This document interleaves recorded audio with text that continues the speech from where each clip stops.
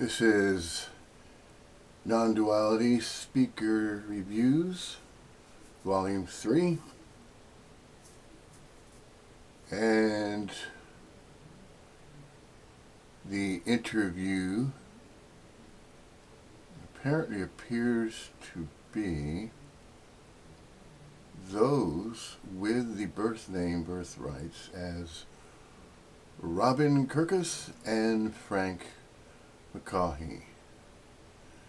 This is taken from episode 45 of Frank McCaughey's recordings on YouTube, and Frank McCaughey apparently appears to reside in Ireland.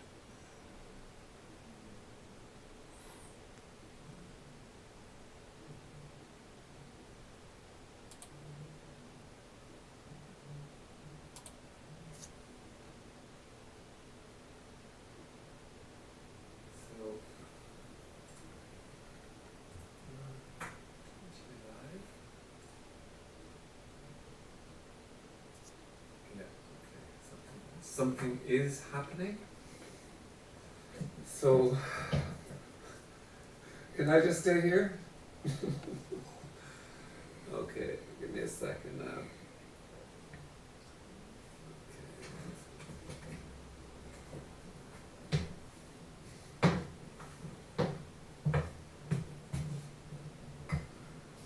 Frank, Frank, come on, man.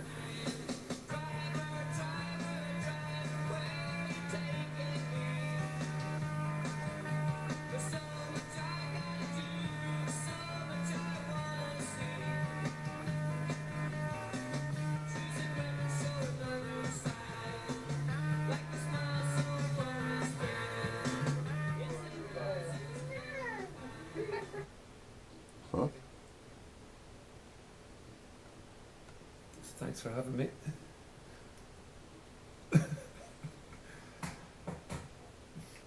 Thanks for this opportunity here. You have the chair.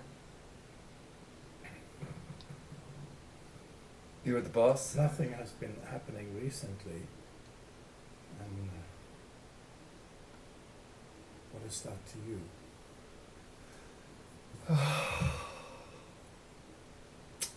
What is all this nothing that has been going on for quite a while? What do you mean all this nothing? Everything that appears to have been going on for quite a while. With this apparent Frank in the Yeah. middle of all of this. That is a great question. Well,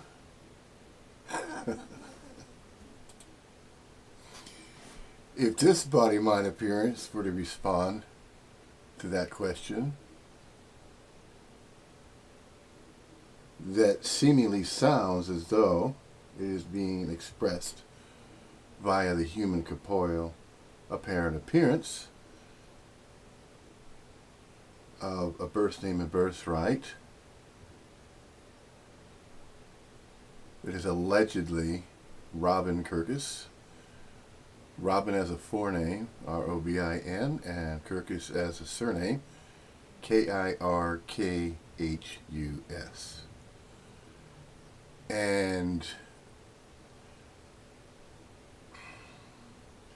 this was a live broadcast recorded on YouTube with Robin Kirkus about non-duality. And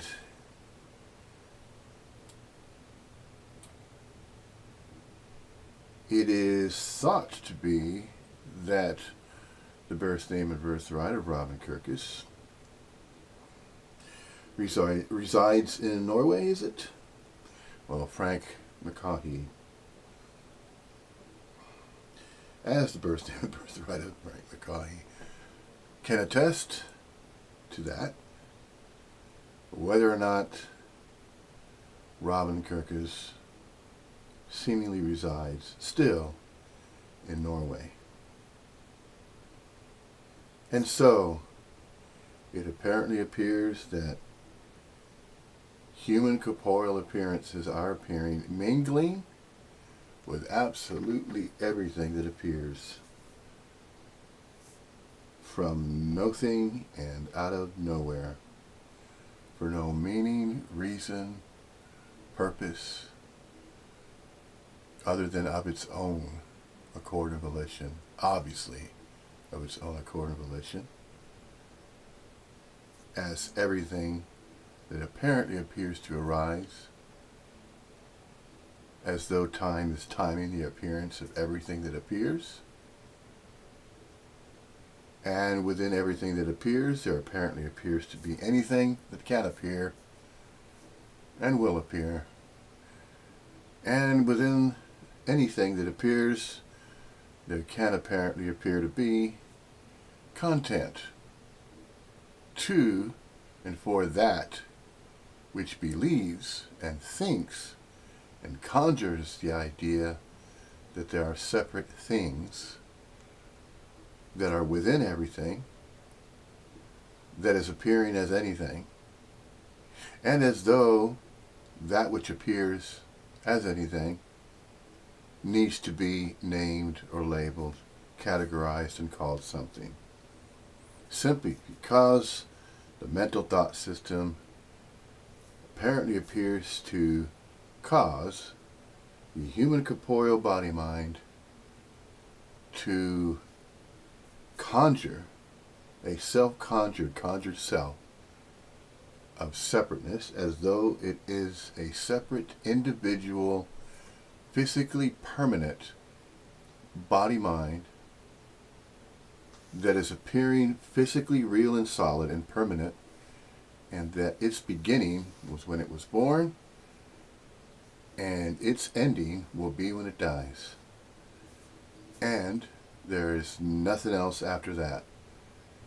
That which was thought to be before is also after, for it is both. There is no past, present, and future. There's no separate exclusive past, no separate exclusive present, and no separate exclusive future. It is all one appearance as everything. It's not a happening. There's nothing to do about it. Nothing can be done about it. Nothing needs to be known about it, about how everything appears as it does. It is simply this: empty fullness, spacious aliveness. Speech and language is used to express via the human corporeal body-mind manifestation that apparently appears to be visibly observable in mirrors for an impermanently, temporally temporary, indeterminate duration in space and time, and not of space and time. And yet, languages are spoken, apparently appearing to be expressed. And the expression is beingness, to be. Being is not doing, being is not knowing, being is simply the beingness of that which has always been and always will be, mingling with everything as it appears, as absolutely everything. For nobody, no exclusive person or individual, or there are no single individual people anywhere to be found in some fixed position as though in space and time. That is not what's happening.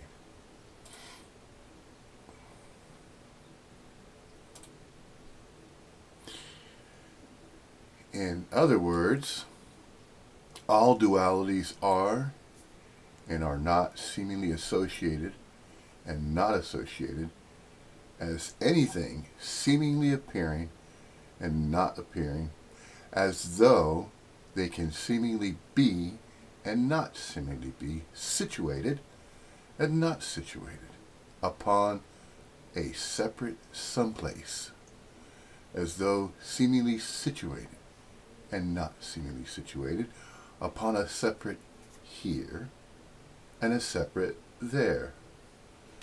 there is simply everywhereness all the time. Now, when it is stated all the time, that is simply referring to that which is apparently appearing as though time is timing the appearance of everything. But everything is not absolutely everything. For to say that everything is complete, whole, and perfect as it is appearing is to also not include that which is unobservable, unknowable, and unreal. For to say that would then imply that there is an exclusive realness, and then there's a separate exclusive unrealness, when that is not so. Everything is whole, complete, and perfect as both, real and unreal, observable and unobservable, knowable and unknowable, for no apparent reason, meaning, and purpose, and for nobody, for no single person that believes that that is so, for it is not. It is so and it is not so. This is and it is not. We are and we are not. There is no separate we and separate us and them. There's no separate you and no separate me. You are not there and I am not here. I am not here. You are not there. We are and we are not. Beingness mingling with everywhere, the everywhereness of everywhere, of everything, absolutely everything. Therefore, it is stated that we are and we are not mingling with absolutely everything that is and is not.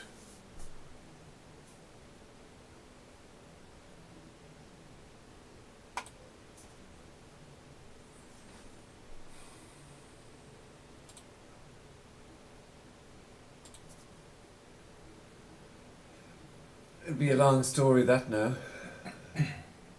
How much time have you got?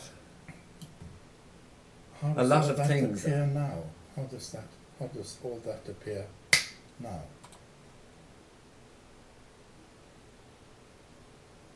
Frank just asked, how much time do we have? Well, nobody has time. Nobody can seize time. It can apparently appear as though we are spending time, and in a sense, this apparently appears to be the case. How and why is that so? And not so. It apparently appears to be exclusively so, or exclusively that, which is relegated to time. Simply because we are and we are not the apparent appearances of human corporeal manifestations as though individual local units of qualia consciousness energy forms.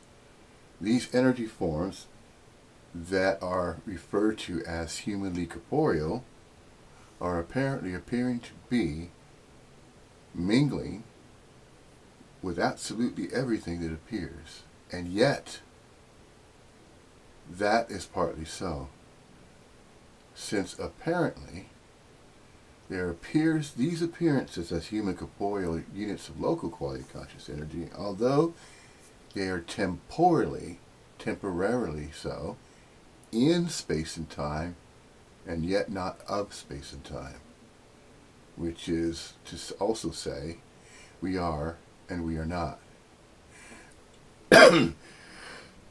We are manifestations of human corporeal units of local quality of consciousness energy forms, visibly observable mirrors, yet temporally and temporarily for an impermanently indeterminate duration in space and time, and not of space and time.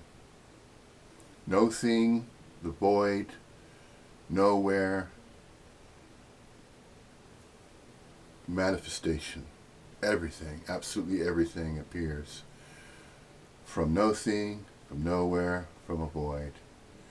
How and why that is, nobody can ever know, nobody will ever know, and those whom claim to know, such as an example, Dr. Thomas Campbell,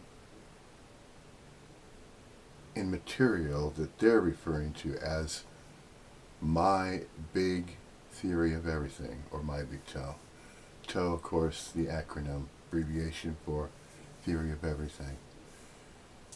There is a claim that that theory of everything refers to a finite universe.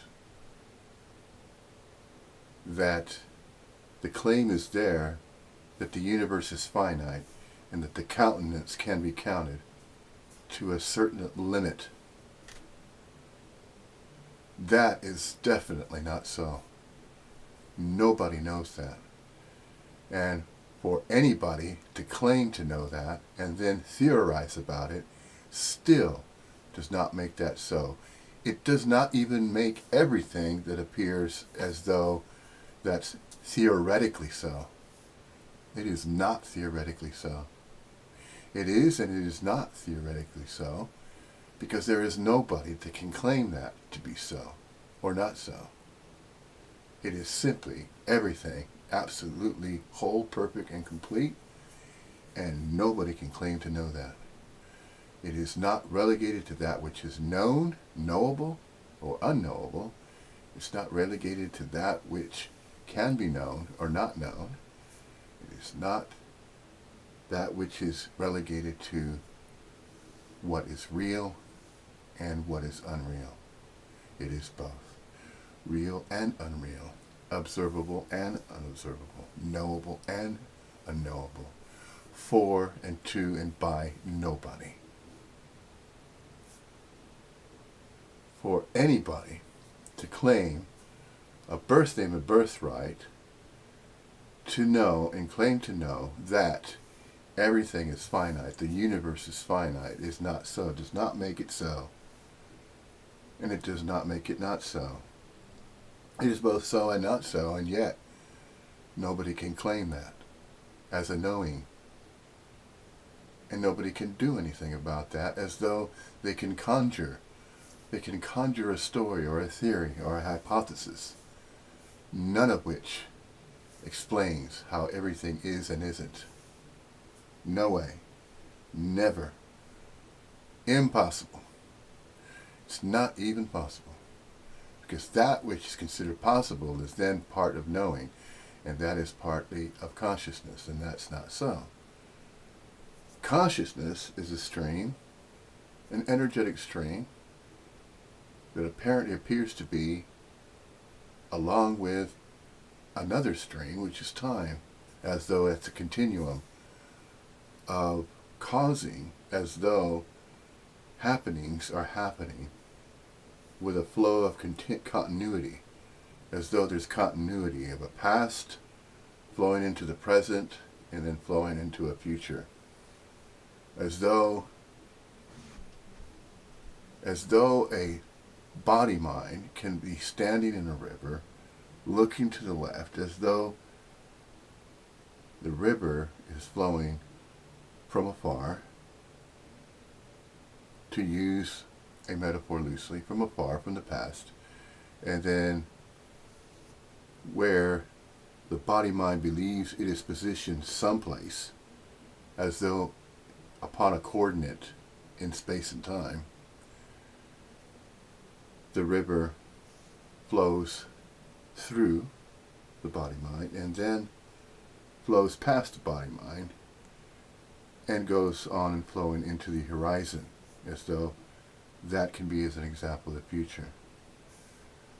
Time is timing the apparent appearances of everything, and yet these appearances are not even known, although spoken of in the sciences, with physicists claiming that that which is photonic light is an arrangement of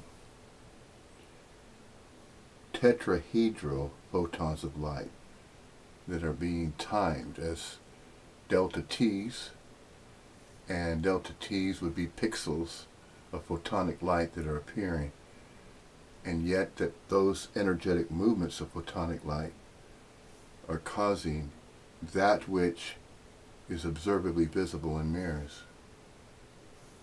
So science is attempting to conjure an explanation because it is not satisfied with everything that appears as it does.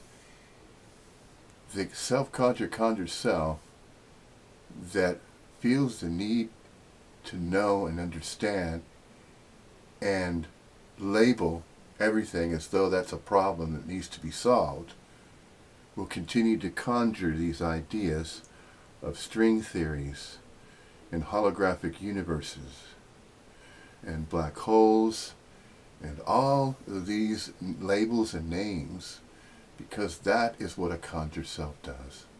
A conjured self lives in a world of describing things, of descriptions, categorizations, knowings.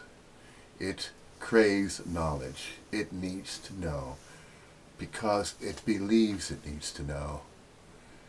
And it also needs to do. It needs something to do, some activities. It believes that it must seek something to do, activities.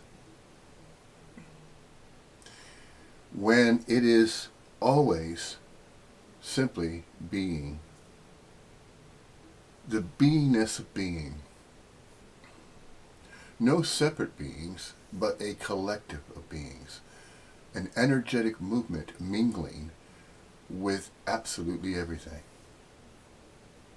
It is not a separate mingling. It only apparently appears that way. Why? Because of the illusion of time. Time is timing the apparent appearances of absolutely everything that appears. Out of nowhere, from nothing, from no thing. There are no separate things anywhere to be found. Everything is whole, complete, and perfect just as it is. It is an entire panoramic appearance, and it does not contain separate things within it. The mind conjures the idea simply because it believes. It believes it needs to know. It is not satisfied with simply being. And that is not even a requirement. That takes no effort to be. Whilst there is this activity of the mind via the mental thought system, there's this apparent appearance of a body-mind that has a mind of its own. It believes it has a mind of its own, and that is conjured. This is how a sense of a separate sense of self is conjured. It's a self-conjured, conjured self separating itself from everything else and everybody else, simply because it has convinced itself, it has self-conjured the idea that it believes it is separate from everybody and everything else, as though it is a separate individual being. That is not so. It is being, but it is being along with everything that appears, absolutely everything. Therefore, it is that. It is that which is of its own accord and volition. It is mingling with it already. And yet, there's this apparent appearance of a presupposition that that which is thought is preceding that which is already being. That which is already being actually precedes what is thought about. So the consciousness is behind the manifestation that's appearing. It's not the other way around. But it only apparently appears that way to what? To a self-conjured, conjured self that believes it is separate from everybody and everything else. And it is convinced that the societal structure is true, that its ancestral right, its birthrights, and that's all that it ever has been. It is convinced to believe in separateness in that way, in that manner of describing a separate sense of self, and that it will defend that belief by producing a birth certificate. And that birth certificate is its own evidence to reinforce the idea that it is indeed a separate, physically solid, mortal body-mind that has its own free will and choice to live out its own life and experience whatever it so desires to experience, and is convinced that life is about experiences for itself, by itself, for itself, and to itself. That life is happening to itself and for itself, and is that same way for and to everybody else. That it believes, it conjures the idea that everybody else is also separate, just as it is separate. And that is just not so. It only apparently appears to be that way. It is so convincingly real that once it is recognized that it was never that way, then it becomes so clear. It's not even a becoming, it's simply a recognition. And to cognize that is simply to almost borrow, you could say a type of a borrowing of energy, of consciousness, and then expressing. But temporarily so. That's the best that it can do. The only apparent appearance of a human corporeal form, the only manner by which it's going to express is through a language, by a sound, speech, and yet nobody is speaking. It sounds as though sounds are produced via the human corporeal manifestation, and yet these sounds are not cognized and are not recognized by absolutely every other human corporeal manifestation, which causes, again, a different type of separation. Language. Language apparently appears as though there is segregation. There's separateness there. Separate languages. English-speaking human corporeal manifestations. Japanese-speaking human corporeal manifestations. Spanish-speaking. French-speaking. And all the other languages that have been conjured. These conjurings of languages have been conjured in order to reinforce the idea that there is a societal structure and that every single different type of expression is separate of itself, when it is simply a different type of energetic movement that's still part of the whole. That is still part of everything, absolutely everything. It's a part of it. It is that, and yet it is not that. The way that it is not that is the temporariness.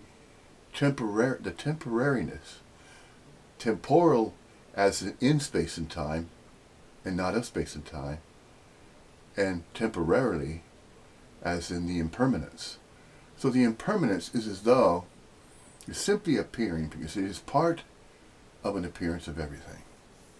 And it is continuously so, and continuously arises the same way. And yet, the same way that everything appears in that ordinariness apparently appears to change via what has been referred to as an aging process, entropy, just as it takes time. When we say takes time, since time apparently appears to be timing the apparent appearances of everything, absolutely everything, since that is apparently so, then the aging process, or that which is referred to as aging, the aging is going along with the timing of everything that appears. And it is as though that those energetic movements that are aging, the entropy is caused by a diminishment of the energy form. There are energy forms, okay? And let's refer to the human corporeal manifestations. These human corporeal manifestations have a radiance to a certain degree, and that radiance is likened to, using an analogy loosely, of a light bulb. Although it's artificial, so too do these human corporeal manifestations appear artificial as well.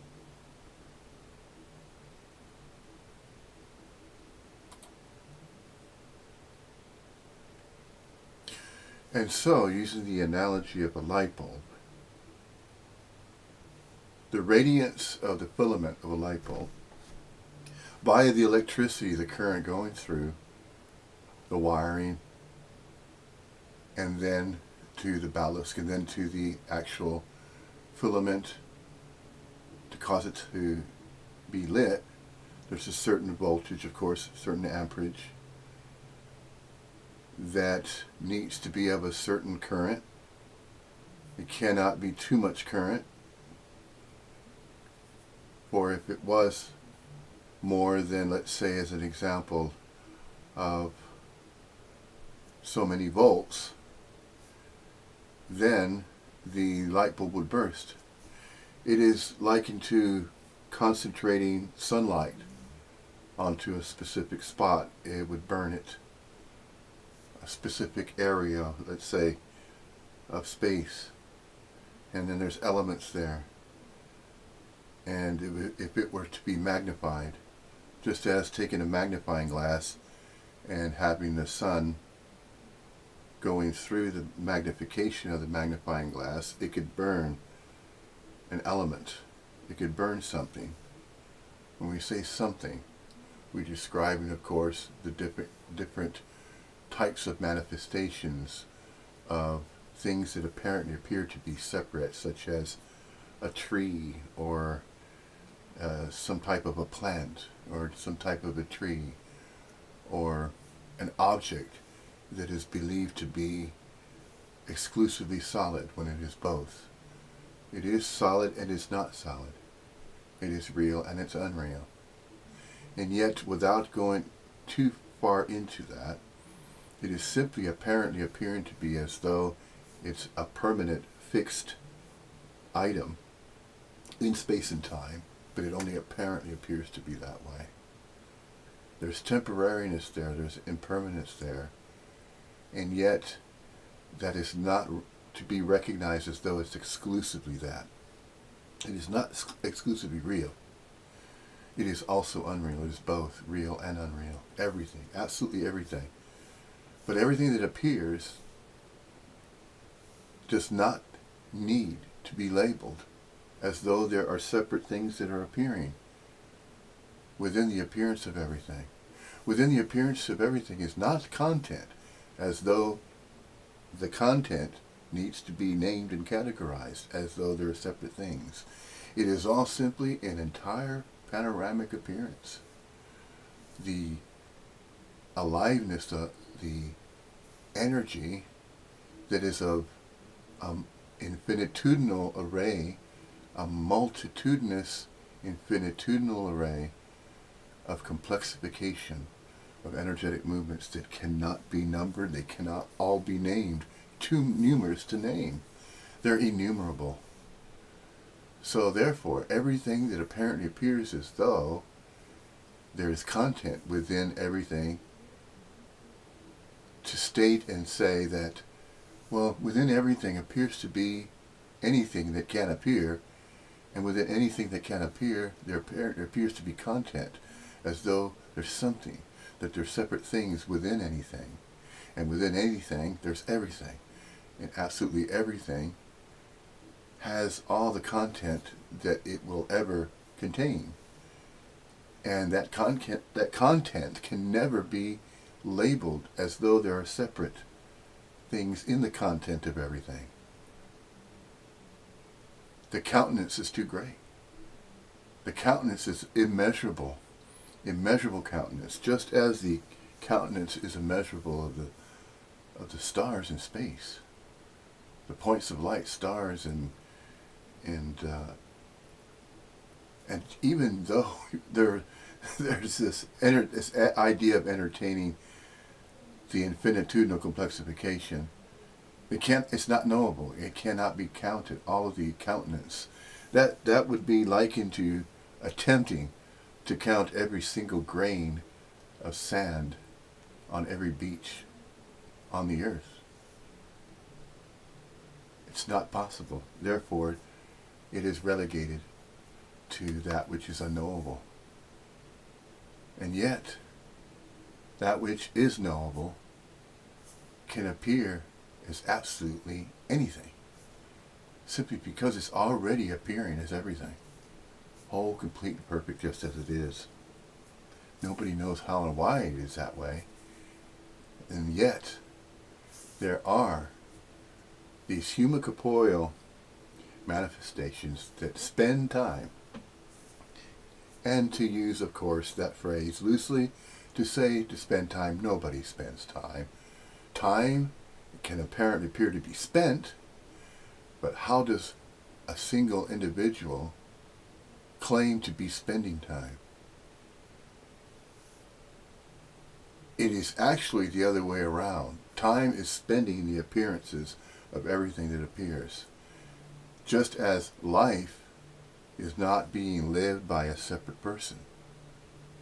A separate person is not living its own life, in other words. A separate self is not living its own life via its own free will and choice to do so. That's not what's happening. And yet, the self-conjured self believes that. Is convinced that that is the way everything is appearing, as though life is being lived and experienced.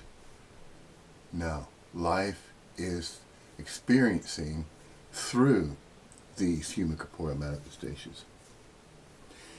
It is living through because the human corporeal manifestations are mingling with absolutely everything. So in that mingling, there's already beingness. And beingness is already part of everything. So that does not require a knowing, and that does not require a doing. Being is simply being, mingling with absolutely everything that appears. That's it. That's just it. As simply this, mingling with simply this. These human corporeal manifestations are going along with that flow, going along with the flow of absolutely everything that arises as it appears. It is nothing else other than that. It is simply both real and unreal, observable and unobservable, knowable and unknowable, for nobody, for no particular purpose, reason, meaning, or individual person. It's nothing. There's nothing separate. Absolutely nothing. This is why non-duality, everything is non-dual. Everything is not two of something, of one thing, and then it's something else. And there's not even a split. That split of the creation story is not true. It's not true that there was a single cell and it separated into two individual single cells, and there is the beginning of separation. Or with the Big Bang theory, there was a single point of energy, and then that expanded. It exploded into everything that appears now. That is not true either. Why? Because nobody knows that. And to claim to know that, which is why it is stated that it's a theory or a hypothesis, simply because it keeps that self-conjured self that believes that that is so, along with the other scientists that are self-conjured as well, in agreement that that is the best and only way to explain how everything appeared. A Big Bang. It started at a single point of light, and then expanded into everything that appears. Nobody knows that. Therefore, this is why they feel safer to simply say, well, we're theorizing. We think, we believe that's possible. That's probably what happened. In other words, the probability distributions idea in physics, when they refer to everything that had once began as a single condensed point of energy and then exploded out of nowhere. Well, that can either be believed or not believed. But does it require a belief to exist? Does anybody need to know that? No. For being is already expressing existentialism, existence. It's already witnessed. It's already observable. It's already noticed. It can be pointed to. It is recognized. And that is beingness. Beingness does not require recognition. Beingness does not require a knowledge base or a knowing of the beingness. Doing some type of activity. There are no separate doings. It only apparently appears to be energetic movements of various frequency ranges, various resonances, and these are simply energetic movements that have been given labels. So, absolutely everything can be construed as energy. But yet, once these are noticed as separate type of energetic movements, that you have one human corporeal appearance appearing this way, this local unit of quality conscious energy form appearing in one way, and then another one appears in a different way. But that's not to say that those are two separate energetic movements that are separately going along with it. It is simply likened to a tributary, if you will. You have an entire ocean, and then part of the ocean goes through the land, and it becomes a river. Call it a river. And then it becomes a channel, and then that gets broken down into canals, and then separate bodies of water, such as lakes. Some lakes are contained within around, or a border all the way around it. But as far as everything appearing, there are no borders, no parameters.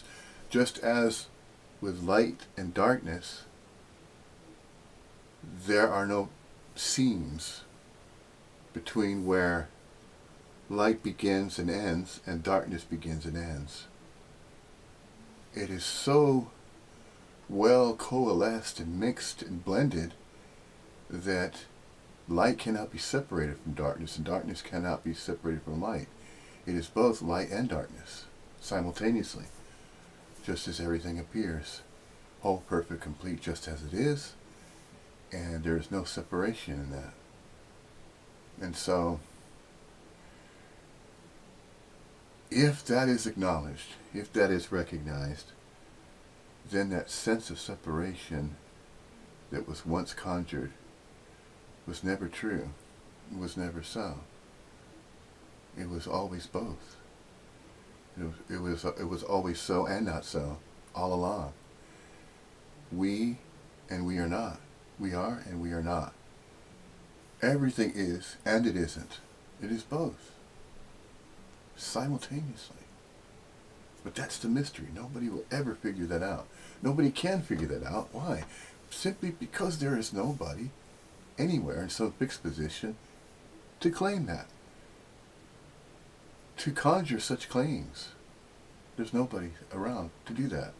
And yet, it is recognized that these stories are told. They are fictional stories.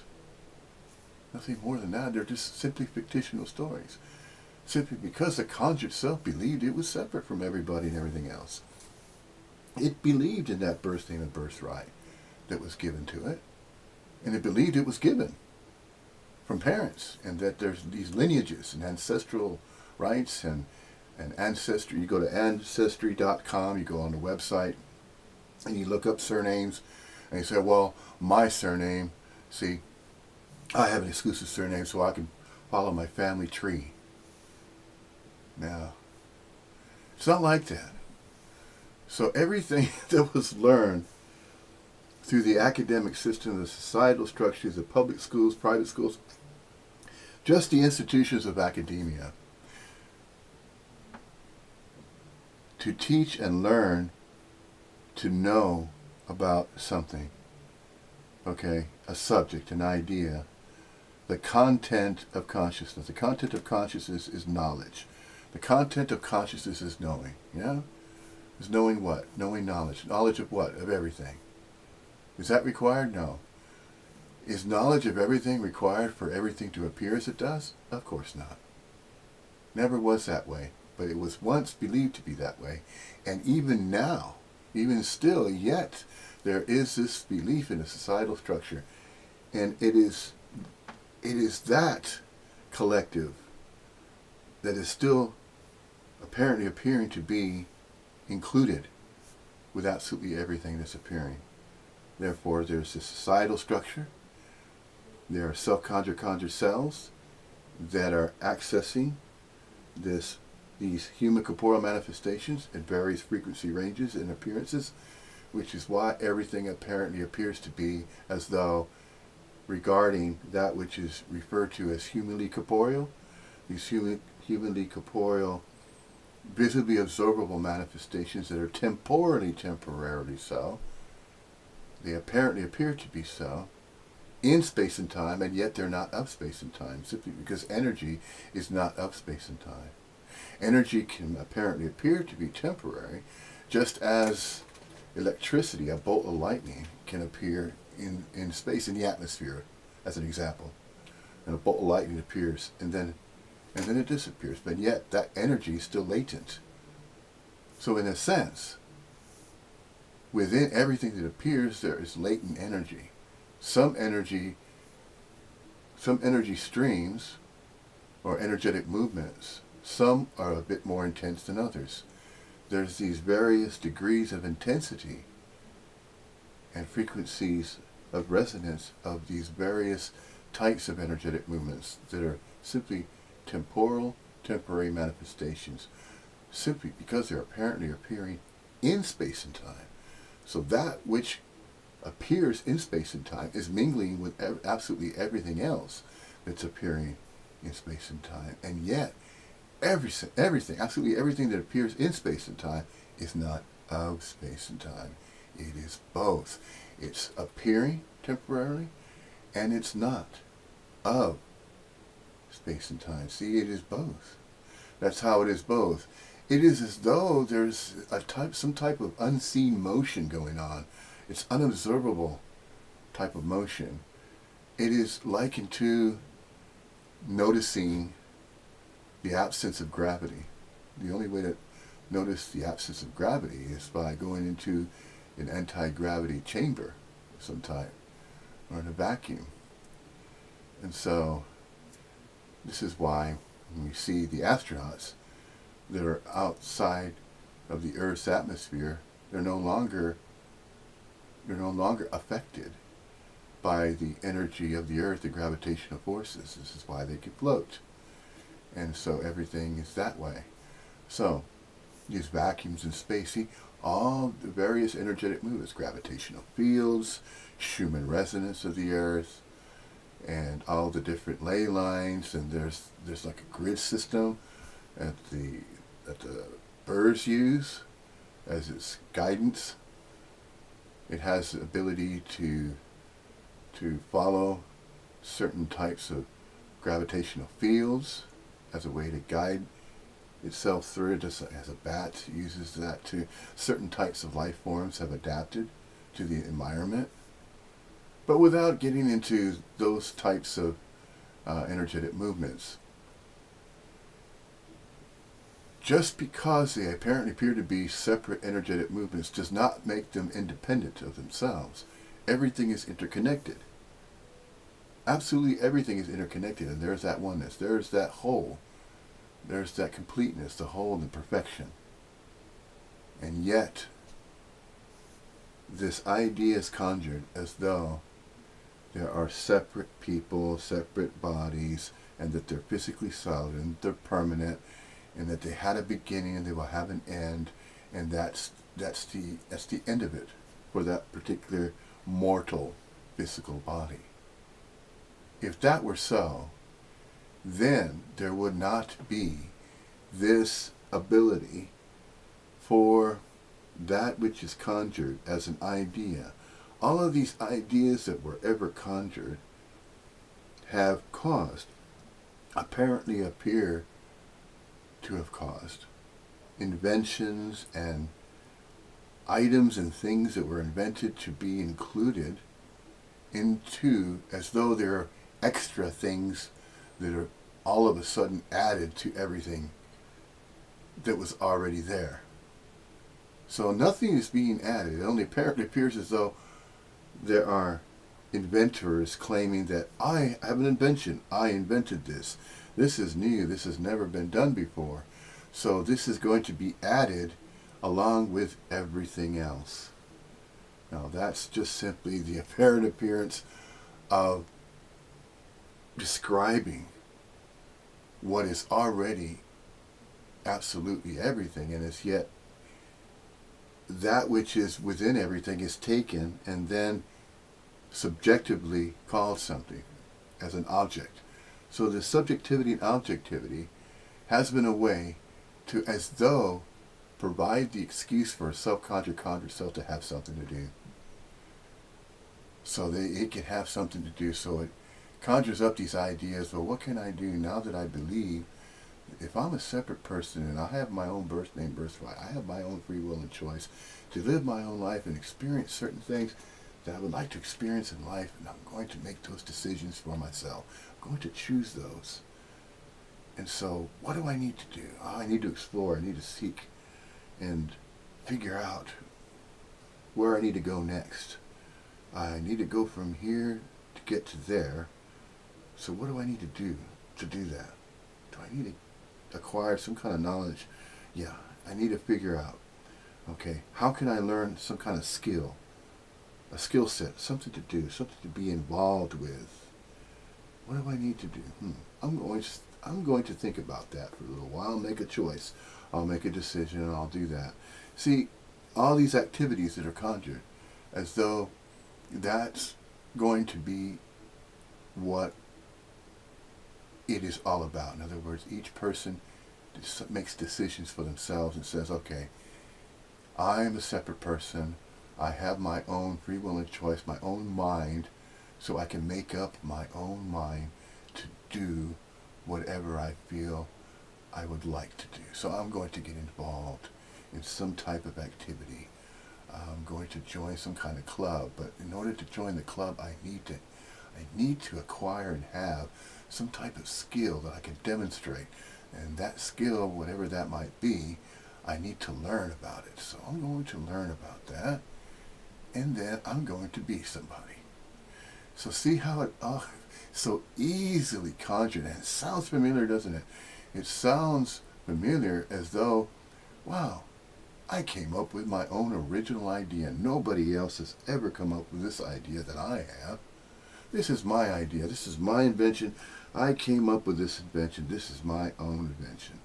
What do you think about that? Hey, maybe if my invention has never been invented before, I might even be able to take my invention and have that presented as an award. In other words, I could present that and I can get an award such as a prize. Maybe I could get some kind of trophy for this. Yeah, and recognize as something unique and different and special and original, unlike anything that's ever been seen before. So that which is labeled and categorized as though it is something invented that has never been visibly seen before, does that make that something extra that's been added out of nowhere? What could you call that? Could you call that something that was once relegated to be unknowable and unobservable, unseen, unreal, and then conjured into what apparently appears to be real, but not exclusively real? See, that's the mistake of everything that appears, is to take something out of anything that can appear within everything that's appearing already, and then separating that out of anything or out of everything, and then holding it or containing it in some type of container, and then calling it some type of name or label or categorization or categorizing different separate things that apparently appears to be that way to it. So if a self-conjured self believes it is separate from everybody and everything else, it is going to maintain that dual way of thinking, that this needs to be this way or that needs to be that way to some degree. That everything that I do needs to be done to some degree. And maybe I didn't do it quite well enough the first time. I think I'll do it a little bit better the next time. Do what? Oh, well, do what I was doing. Let's say I'm an artist and I was doing a painting or rendering, or let's say a sculpture. I think I could do better than I did before.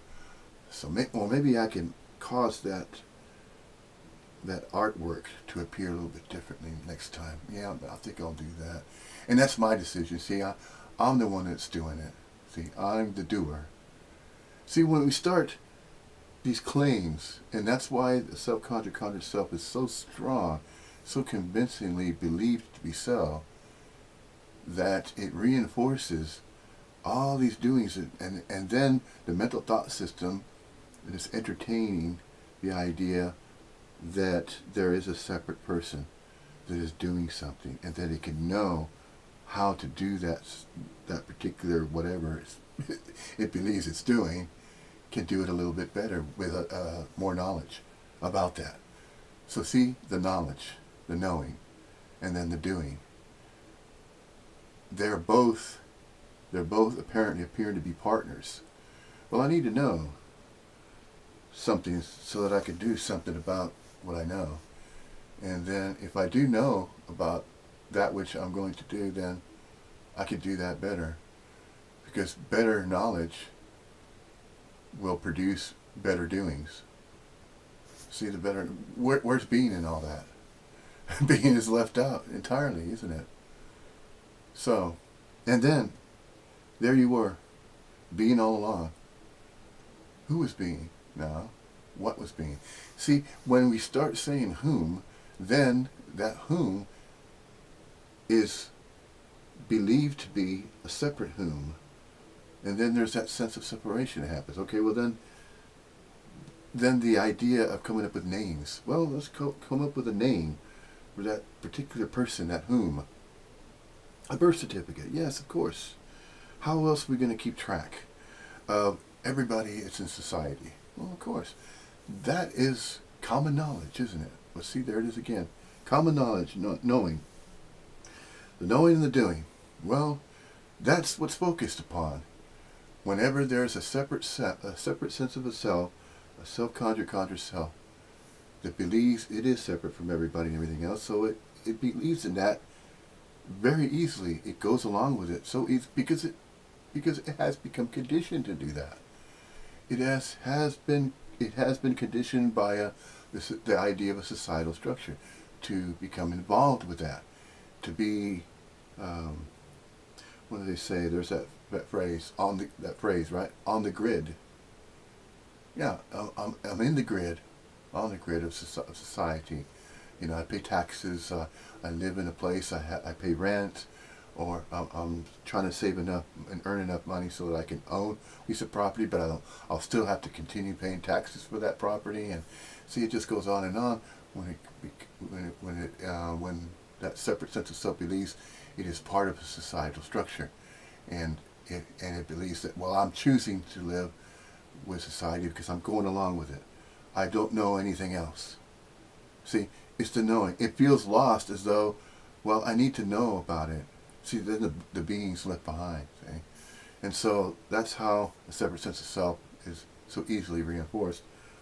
So there you have a person that started out through the public school system, and then of course it's a law in society.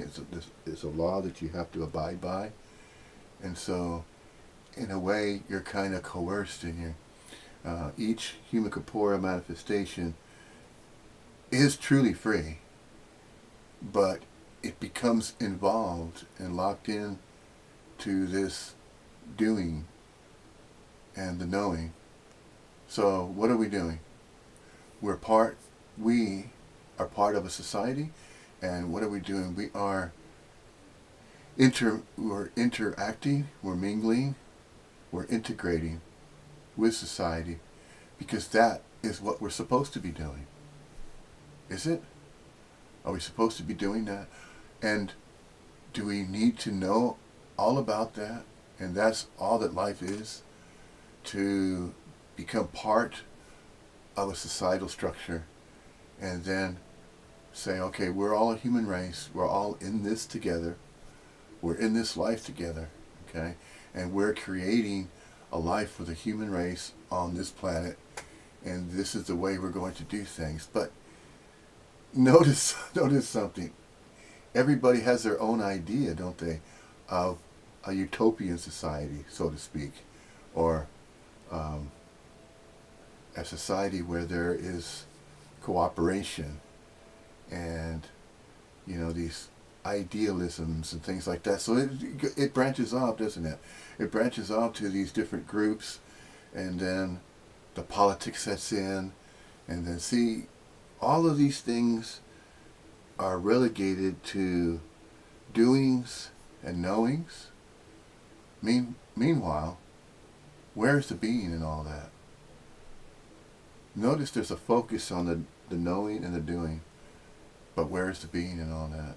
The being is always constantly being, but it's as though it's pushed aside. It's as though we don't need to be so concerned about being. It's the knowing about the being and the doing about the being. That's what's most important. Because if we know about the being and we're doing something about the being, then we feel as though we're accomplishing something. Or if we know about something, or if we know about life, we know more about life, then we can do something about that. Perhaps we can come up with some kind of invention that will support the being. Now, see, the being is already naturally supported. It doesn't take any effort to be. It takes a lot of effort to do. It takes a lot of effort to know, to conjure the energy, the energetic movements, to apparently appear to acquire knowledge and knowing. And then there is also, of course, this idea of doing. But you see, the being is being mistaken, as though there's the knowing of the being and the doing of the being. Neither are required to be. Neither knowing and neither the knowing neither the knowing nor the doing is required to be.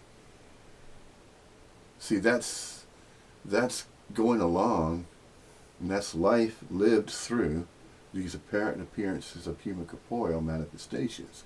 They're temporally temporary, apparently appearing to be so that way. And so, and that is in the being. The beingness is going with the flow of absolutely everything that's already appearing as it does, as it arises. And so, that's it. Nothing needs to be done about that. Nothing needs to be known about it. So then, drop all of it then. That's simple. Let's simply be. And in a way, that's what is discussed here. And when I say here, well, this particular, this presentation, this interview, apparently appearing to see two human corporeal manifestations.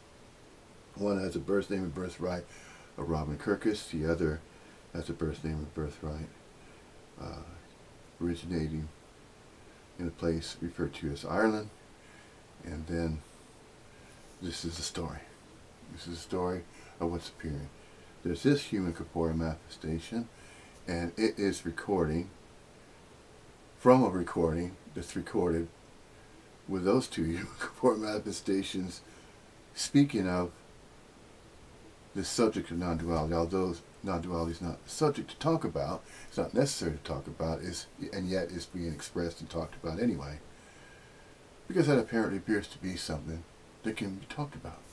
It could be spoken, can be referred to, and pointed to.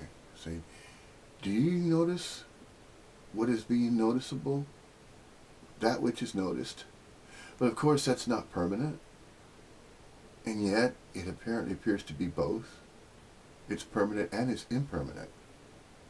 And then there's this personal awareness, as though there's this personal appearance and there's impersonal presence. So there's this, as though there's a personal presence that has a birthday and birthright, and it has as though it can claim its own body and its own life. There's that personal presence. And then there's the impersonal presence. The impersonal is the energy. That's what it's comprised of. It is made of that. It is made of everything. If everything's energy, it is made of that. And that's what we are. We are and we are not. Everything is and it isn't. See, that's it right there. That is and it isn't there. It isn't here, it isn't there. See, so it continues on, this paradox, the paradoxical language that is used. In all languages, this paradox sets in. And this is why, to speak of a non-dual nature, that everything is non-dual, this is why it is said we are and we are not. Everything is and it isn't. Everything no-thing and no-thing everythinging. Or the isness-ing, as Robin Kirkus refers to with that particular term used in the English language to express that, refers to isness-ing. Well, this human corporeal body-mind has mentioned it before and expressed it using the English language in various ways as well. When referring to isness-ing, let's say no thing, everythinging, and everything, no thinging. So that's another way of saying the isness-ing of isness, the isness of isness-ing. Isness-ing, of course, is everything energetically isness-ing. Constantly isness-ing. And then there's no thing, everythinging, an appearance of everything. And then there's everything that is also no thinging. It is both. So no things, everythinging, everything is no thinging. And it's as though there's this interplay of energetic movements, but that are not separate. They're blended together. It's as though it's a giant universal loop of energetic movements that are going on. As though they're happening, but they're not happenings. It only apparently appears to be as though there are happenings, and there are definitely not separate happenings for anybody. They're not happenings for and by or to any particular person. And that's conjured, of course. That's that sense of a separate self that is conjured, isn't it?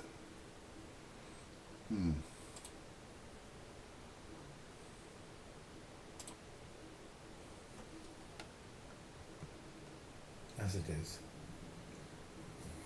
In a room with the camera, chatting to you, feeling nervous about what the fuck is going to happen with this particular conversation.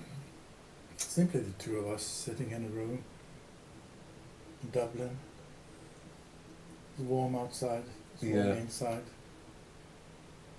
There's one tiny difference. That you're wearing spectacles and I'm not. Well, I mean, that's physical difference, but the only tiny difference is it's being broadcast. You wouldn't notice that, though. There's no one here to notice whatever's going on. Yeah.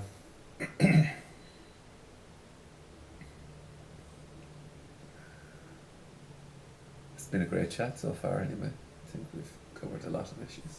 Yeah, so we just stop here. Yeah, I think that's Get the probably hell it. out of here. Run for the hills. It's very easy when there is a sense of a camera, when there is a sense of others present with me and you. Yeah. It may seem not as if it's me and you chit-chatting about whatever, football, non-duality, God, ice cream, Potatoes, potatoes. coffee. Yeah, it might seem different, Yeah. but then it's just an imagination. It's not real. Well, it is Something uncommon appears to be though. I happening. mean, to these sorts of, for me now, it would be uncommon. Even though I've kind of got into these sorts of conversations, it's still not normal conversations. Even though it probably is, it just feels kind of edgier, or it feels slightly different, you know. Mhm.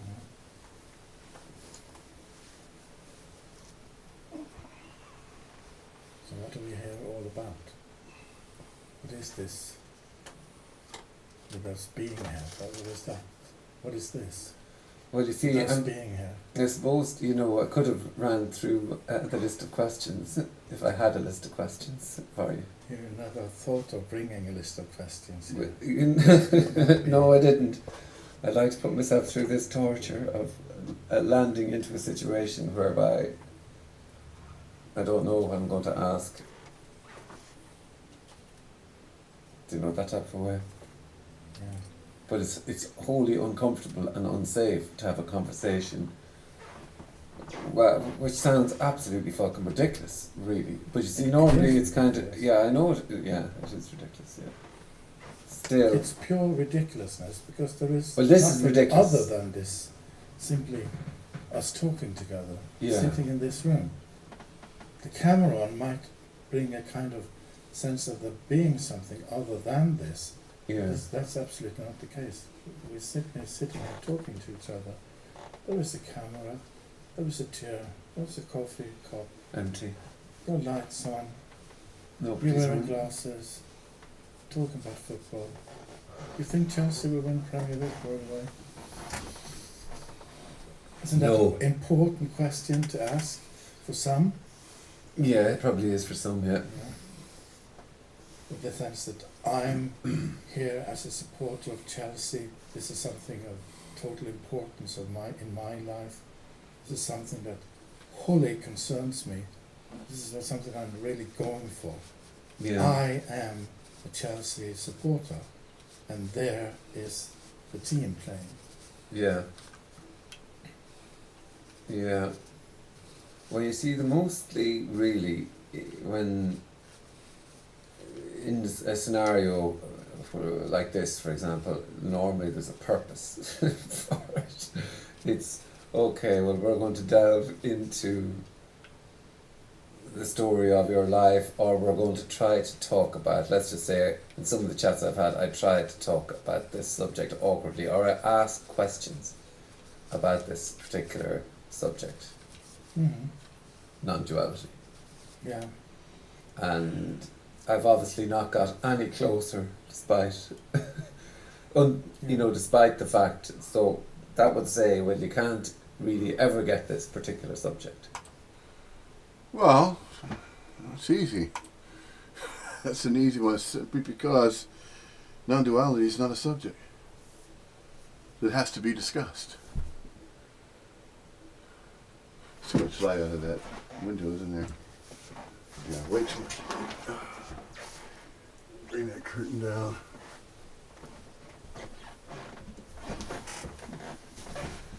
No. Non-duality is not a subject. Non-dual nature, non-duality, is the isness-ing of everything. Everything, no-thing, and no-thing, everything. The non-dual nature of all that is and all that is not. Empty fullness, apparently appearing real and unreal, observable and unobservable, knowable and unknowable, for nobody, and for no meaning, reason, and purpose other than of its own accord and volition ad infinitum. Everything is not exclusively real, it's not exclusively unreal. Everything is not exclusively observable and not exclusively unobservable. Everything is both real and unreal, observable and unobservable. Everything is not exclusively knowable and everything is not exclusively unknowable. It is both knowable and unknowable. Everything is light and darkness. It's not exclusively light and it's not exclusively darkness. Light cannot seek light. It is simply being light. Now, is darkness not seeking darkness, just being darkness? Well, if we're to turn that into subjects and to describe them that way, that's the same thing whenever the subject is called that. Whenever non-duality is called a subject, then it's turned into something to discuss and talk about. But it doesn't require that, see? This non-dual nature is simply part of being. It is the beingness of being. It is the everything, no thing, and the no thing, everything. And it's the isness-ing. Yes, it is the isness-ing. The non-dual nature of all that is. Empty fullness. Spacious aliveness. It's, I mean, even stating these words, even expressing these words, although this is apparently appearing to sounds uttered using an English language and an English language uttered via this human corporeal, temporary manifestation, all of these human corporeal manifestations that appear as though people are speaking in various languages on a planet referred to as Earth, the story of Earth, about all these different human beings, different races, different parts of the planet, and different coordinates in space and time, as though they're in different places on the planet, and that type of thing. See that in that idea of separation, that they're separate, that there's a separate person here and there's a separate person there, and that I'm sitting in this chair here, and I live in this city, Peterborough, United Kingdom. I live here, and you live there, in Dublin, Ireland, where Frank McCaughey is, and resides, see? Or wherever you believe that you live and reside. See, there needs to be, doesn't there? There's that necessity. That apparently appears to have a necessity that positions itself, that need is being fulfilled as though, well, if I can say that I am here, and I can say that I am living my life, and this is my body, this is my life I'm living, I have free will and choice to live my life the way I want to live it, and then it turns out that way, doesn't it? Yeah, it appears to. But then so why would you ever have conversations about it again? Neither of us brought anything into this kind of discussion, kind of sitting here chit-chatting. You didn't bring a bucket list of questions. No. We didn't pre-agree on which subjects to talk about. No. There was none of that. No. So this does not have any purpose whatsoever. No, it doesn't. It might seem that it there is a actually purpose for paint those people watching drying. it. Maybe this one or two guys watching this. Hello to you. Yeah, Hello to your I'd mom. say there's one, and it's it's not mine, maybe. But other than these totally important, nothing matters kind of thing, this is totally purposeless. Yeah. Oh yeah, indeed. Indeed, Robin. There apparently appears to be somebody here, sitting in this chair. Where is here? This could be anywhere. This room could be anywhere. This human corporeal manifestation can conjure up the idea and claim that this room is in a house that's on a hill that's about 5 miles from where you live, Robin Kirkus, in Norway. No. See, it's all made up. It doesn't matter, as you just said. It really doesn't matter. Any story could be made up because it's all temporary and it doesn't matter. It doesn't matter to anybody. And yet, there's these expressions. Just as a bird sings its song, a bird song, and look how many different species of birds there are, and you hear their chirps, don't you? Well, we call them chirps. And we call a bird a bird. It has wings. We say it has wings. See all of the labeling. The familiar ordinariness of labels. How do the English-speaking people that are in a place that, let's say they are British nationals, they're Englishmen are people that were born on a piece of land called the United Kingdom, and that they went to school and they have memories of going to school and they had friends, and they learned about the English language by learning their ABCs, the alphabet, A through Z, and by learning the alphabet, and they came up with a vocabulary of words, and then that's kind of how the knowledge base of the English language, and then some human corporeal manifestations express the English language in what apparently appears to be their own unique way.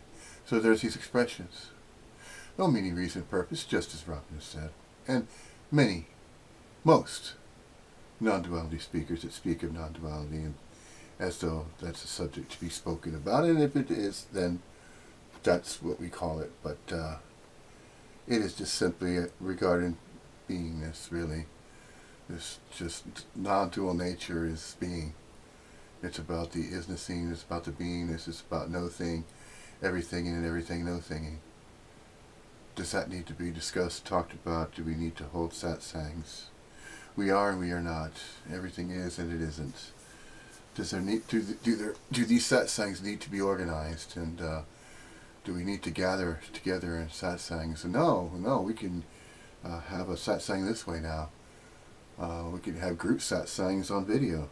We can have video satsangs instead of apparently appearing to go from place to place, to go from one place to another. It's no different.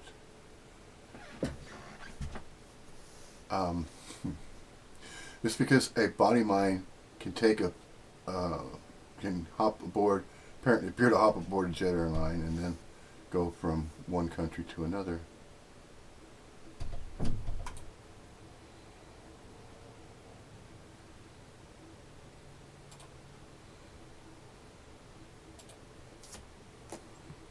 Duality thing has become kind of a fashion to talk about non-duality as something kind of better than duality. It's not something better. It's this sense of me being a Chelsea supporter, and there is a total sense of me being a supporter of something outside of myself, and there is a sense of separation. I'm totally with the team, but I am not part of the team. So in religion, for instance in Christianity, the whole message is that if you believe, if you really go for that, this is the only team that represents the ultimate, whatever that might be, Yeah. I get to be saved, which is a kind of occurrence of some magic or spiritual kind of whatsoever.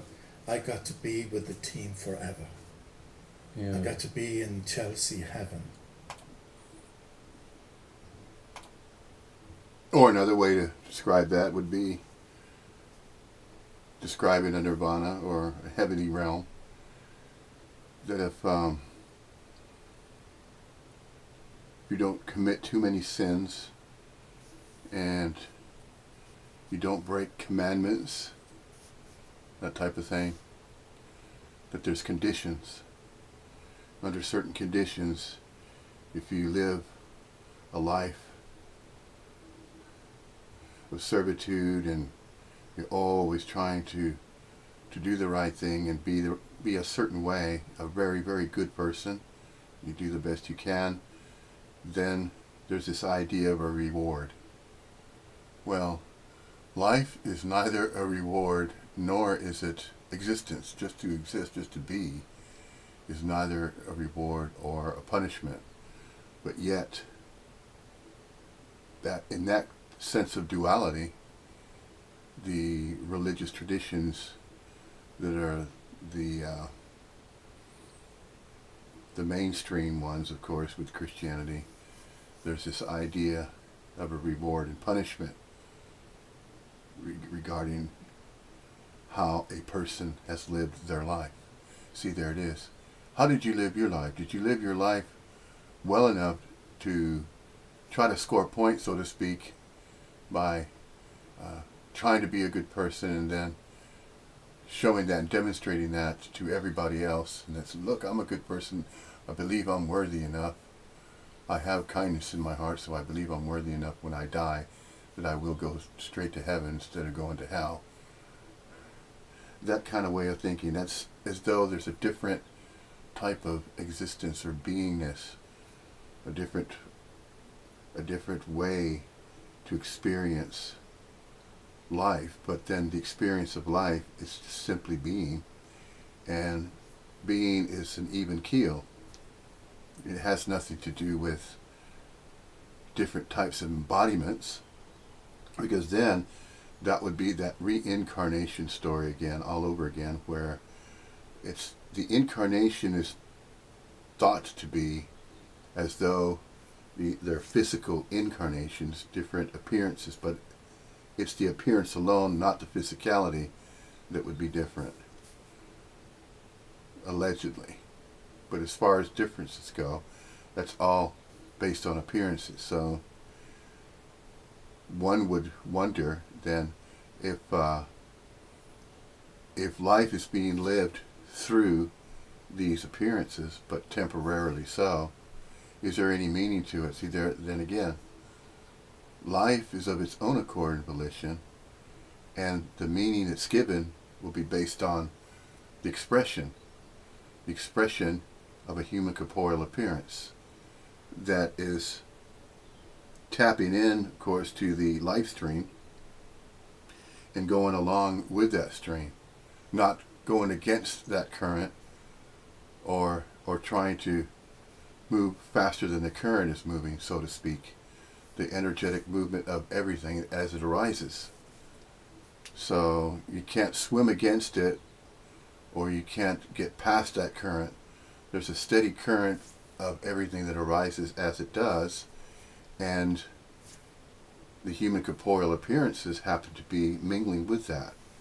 But the moment there's a sense of a separate sense of self, and then there's the mental thought system that's tapped into, and then entertaining thoughts and ideas using consciousness to cognize that, to cognize something other than what we already are. That's what apparently appears to happen with a conditioned or a dual response, conditioned response to believe that. And these beliefs are riding along the mental thought system's thought patternings, and that in itself is an energetic movement, but it's an energetic movement of consciousness, and that consciousness stream, if tapped into via the appearance of a body-mind, there's the mind of a body-mind, if that taps into the mental thought system, entertains the idea of separation, then that's how it starts. It begins that way. Prior to the embodiment that appears as an infant embodiment, and then we call that something. We call that an infant. We call that a baby. That is a baby. It's an infant, but it is given a name. And once it's given a name, then a sense of separation gets attached to it. When the developing mind of the infant, the mind begins to develop and begins to entertain ideas of separation. In other words, it is already in a sense, it's kind of programmed via the upbringing of the two human corporeal parents that feel as though they need to be responsible for that infant because it is innocent and does not have the capability, capacity, ability to take care of its appearance as it's alive. So there is quite a conundrum because an infant still relies on care from adults in this type of setup. So in this type of setup, it appears as though, and even in the wild in nature, we see the kind of structure that's there. There's some type of structure that there's these parental figures, and then there's infants, and before it is noticed that we as human corporeal manifestations appear as infants in space and time, and that there's some type of course of direction to take, as though there's a development happening. And there's where we get the idea of the evolution of the human species, and then we see other species, and then we call that evolving, call that moving forward, or progression, or progressing and changing form. These changes of form arise from a very, very, very, very subtle changes, but in a very long period of time. If we were to measure the period of time that the human corporealness, along with all the other life forms that take on the various forms that they do on various frequency ranges, and if we're to look at this as energy, because everything is energy. So if everything's energy, then there's different types of energetic movements. And these different types of energetic movements is not to say that there's separation in that. It's simply to describe, since everything is energy, then there are various energetic movements within all of the energy of everything that appears as it does. And so to get into that kind of conversation, here is where the sciences come in, and we refer to biology and the descriptions of what apparently appear to be developments and stages and processes that are involved. And the involvement of these processes conjures the idea that doing is involved, that there must be doing, and then there must be a knowledge base of those doings as a development. In other words, an infant that's innocent to the reality that it believes it is now in is looking at hands in front of it, but then it doesn't understand what that is until the information is given to the infant, and to say that those are your hands, those are hands, those are your hands. And then the name that is given to the infant, it is told, this is your name, and it continues to call the baby, calls out to the baby, says, this is your name, and it hears that because it believes it's the hearer of what it's listening to. So then that sense of separation begins there. It's neither good or bad, it's just what apparently appears to happen within this type of setup that's in space and time, and yet not of space and time. So there's the setup. So that's not to say it's exclusively that way. It's just apparently appears to be the way that the structuring setup of appearances apparently appears to be. And this is also in the beingness. Now, is there a way of being? There apparently appears to be ways of being, but that's a natural way. It's not coerced and it's not forced. Then we look into the genetic encodings of body minds, and then when that sets in, it apparently appears to be a complexity that's going on there. That there's living cells, and then the countenance is so great of all these living cells that comprise a developing body mind. And the developing body mind develops in space and time. Without space and time timing the appearances of everything, as all these energetic movements appear, without that, there wouldn't be this idea or the sensation of a movement or a growth or of a progression, of advancement. A very subtle one, yet not detected via just a particular sense.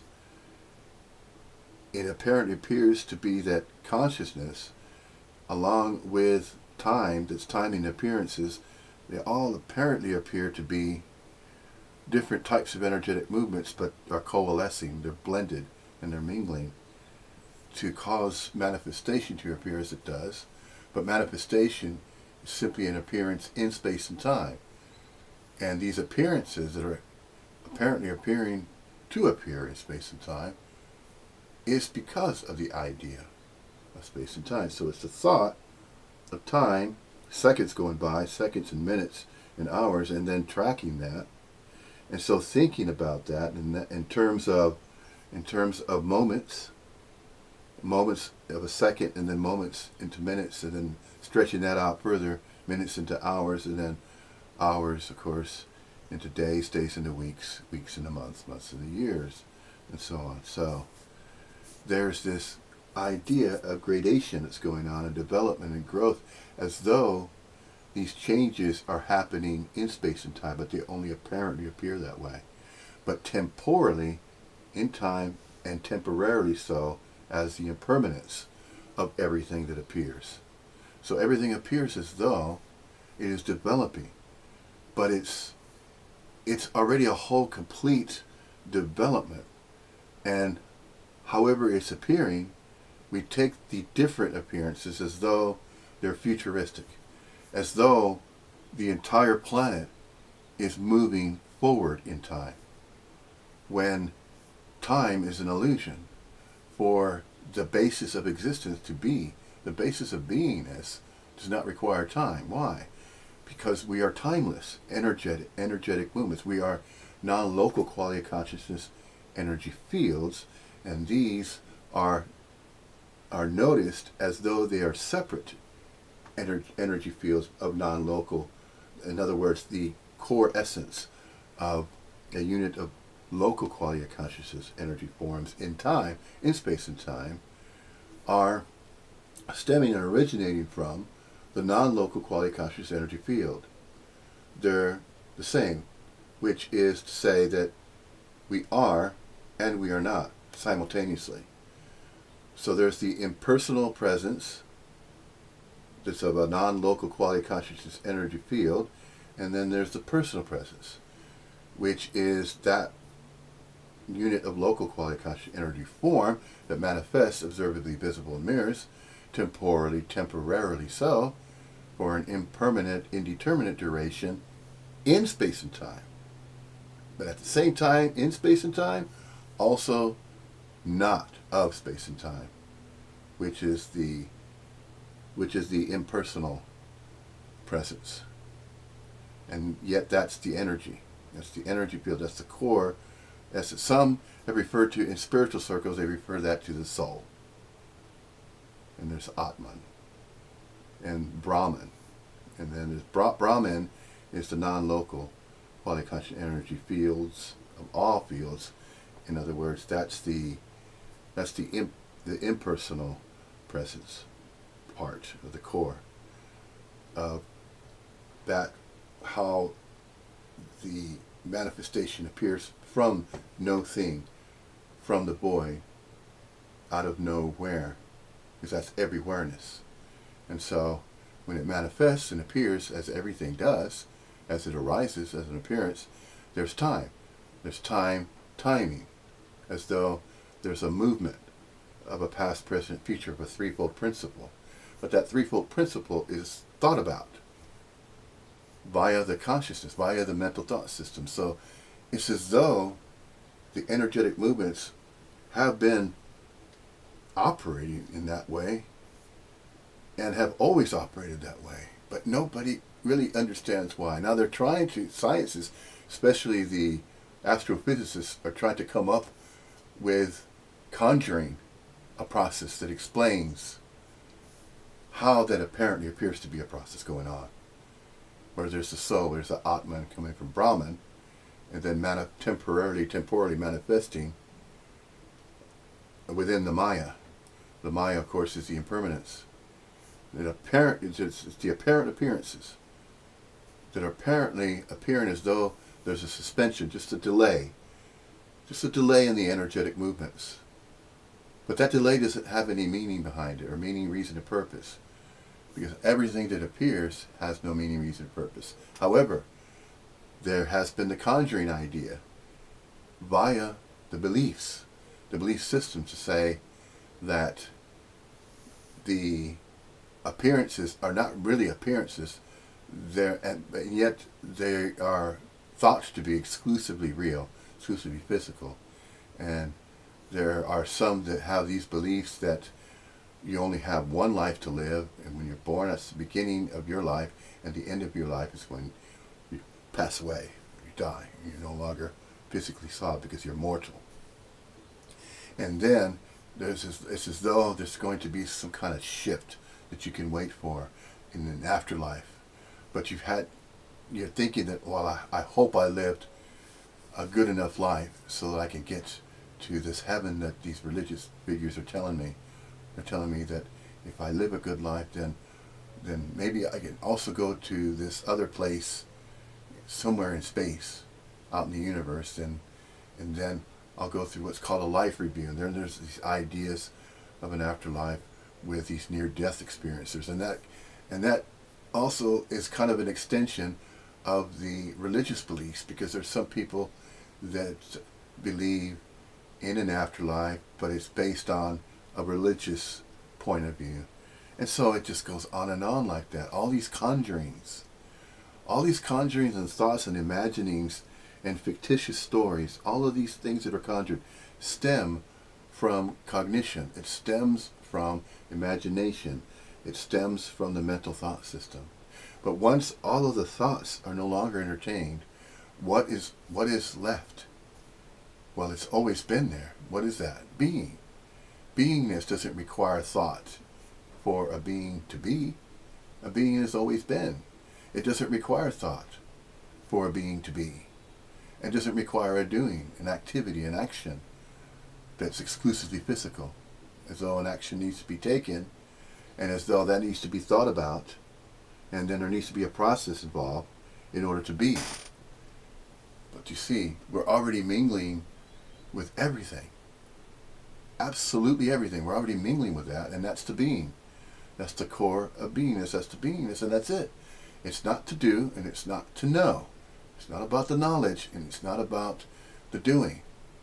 Although they apparently appear to go hand in hand, yet the foundation, the core of absolutely everything is in the being.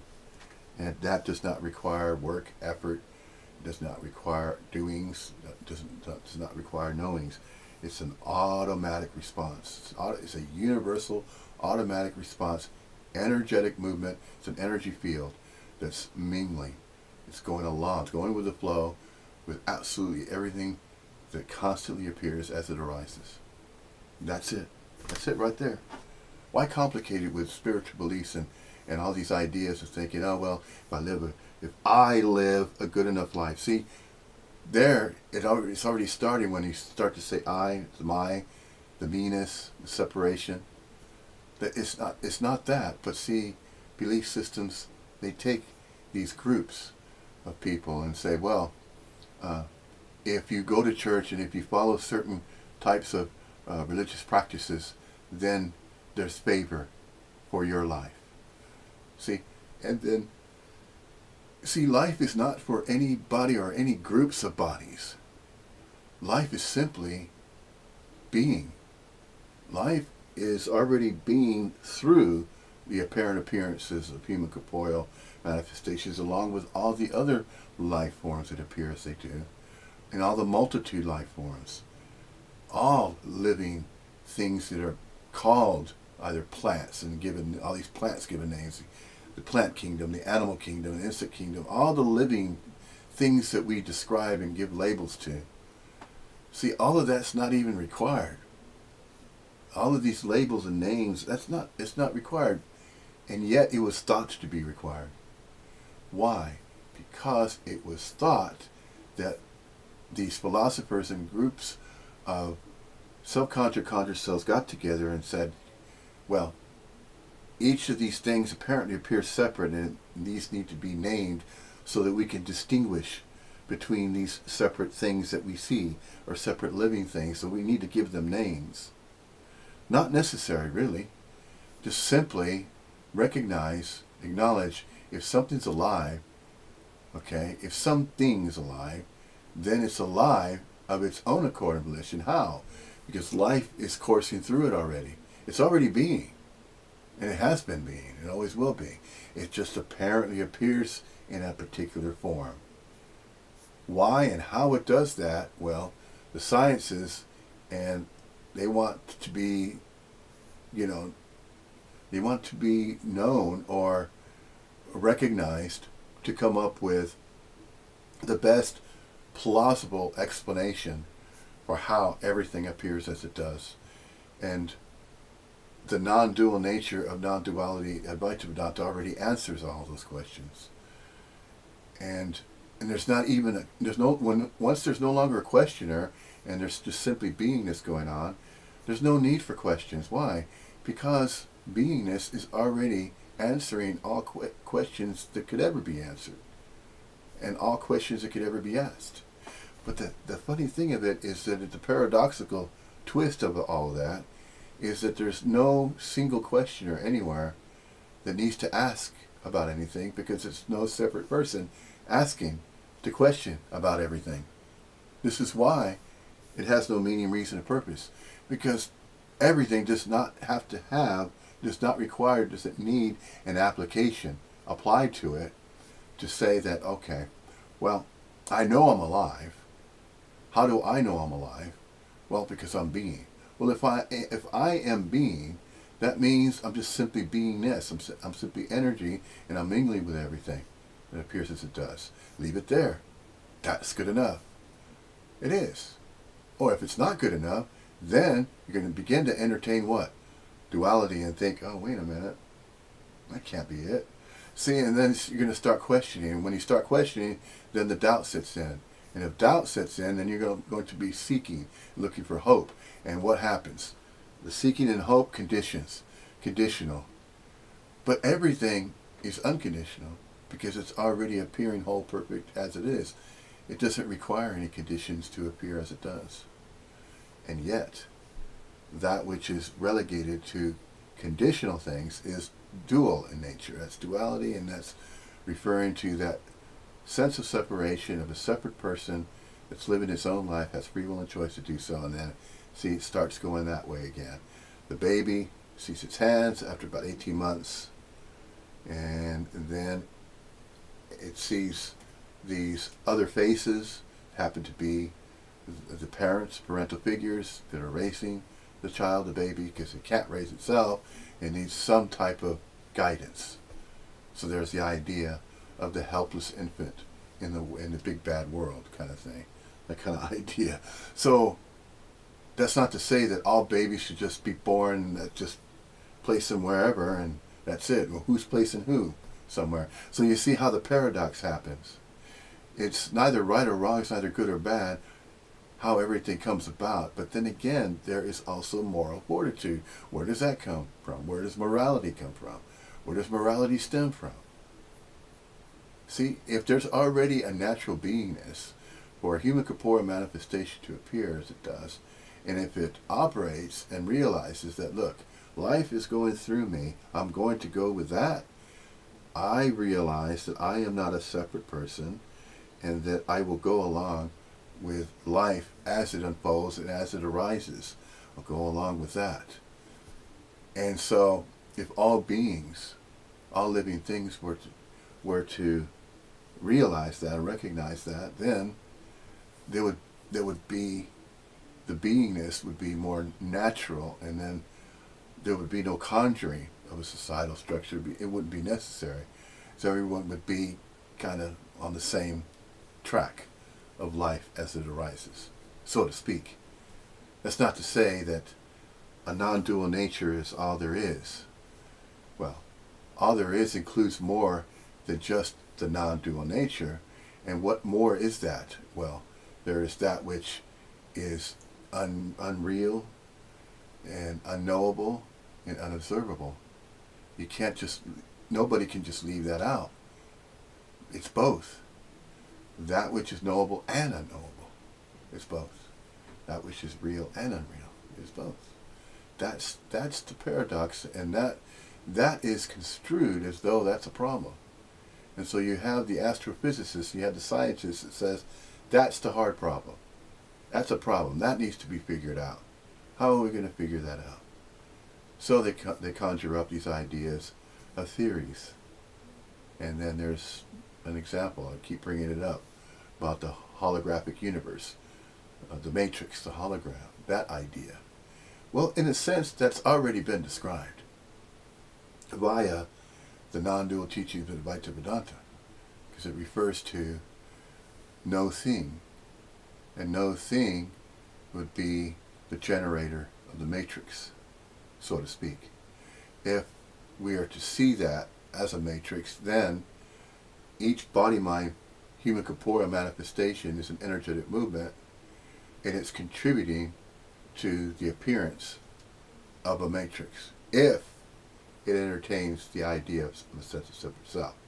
The idea of a sense of separate self, if there's agreement with every single human manifestation to go along with that idea of a matrix, then the reality begins to take on that kind of meaning.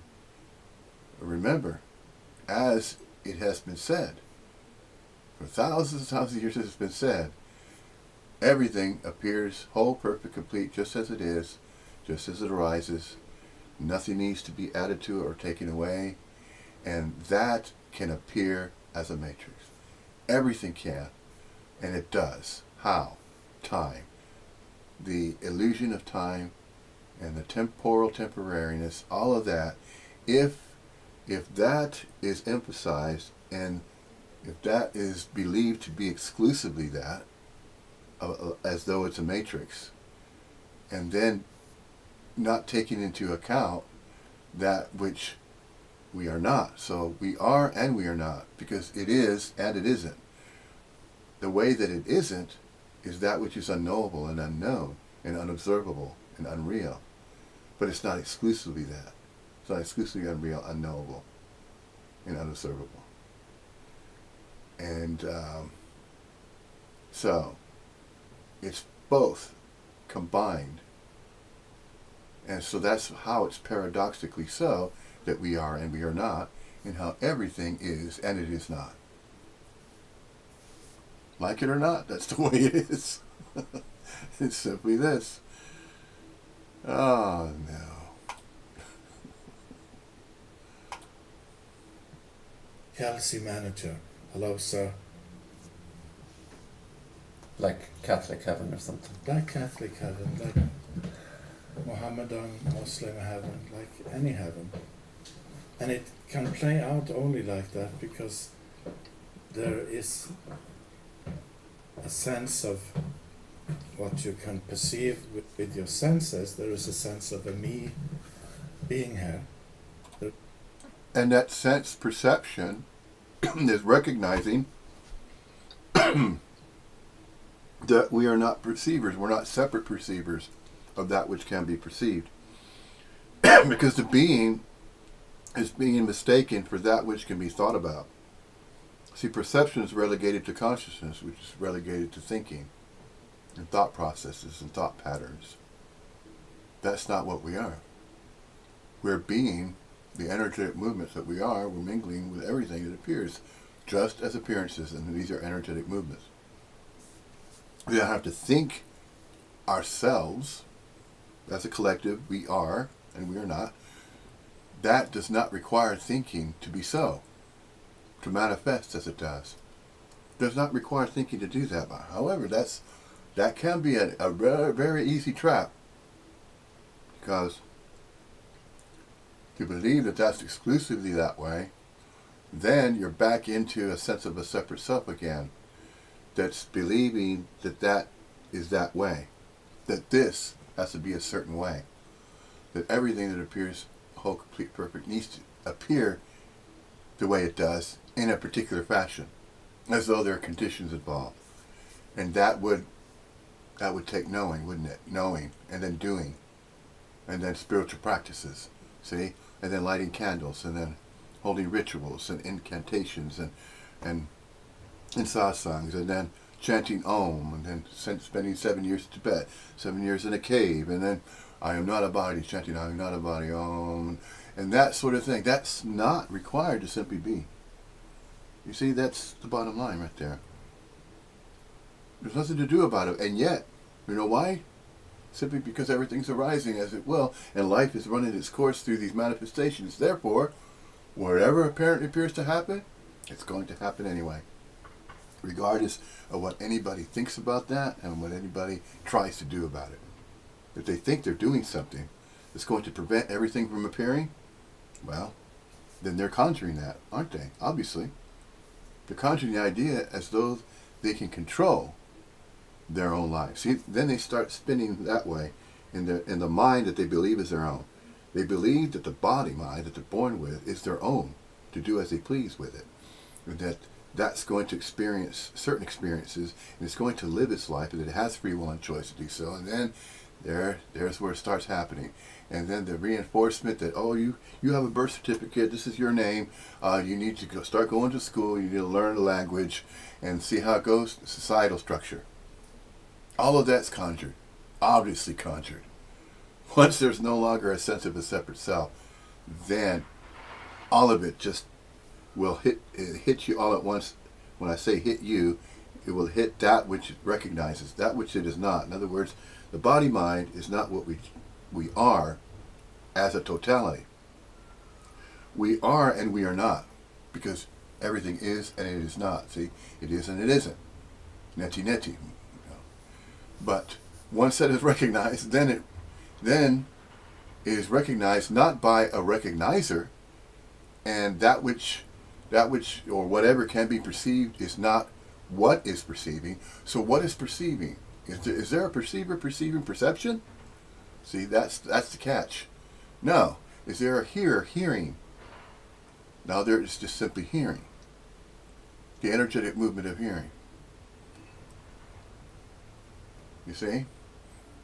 So there's no perceiver, there's no exclusive, single, different, separate hearers, or perceivers, or knowers, or doers.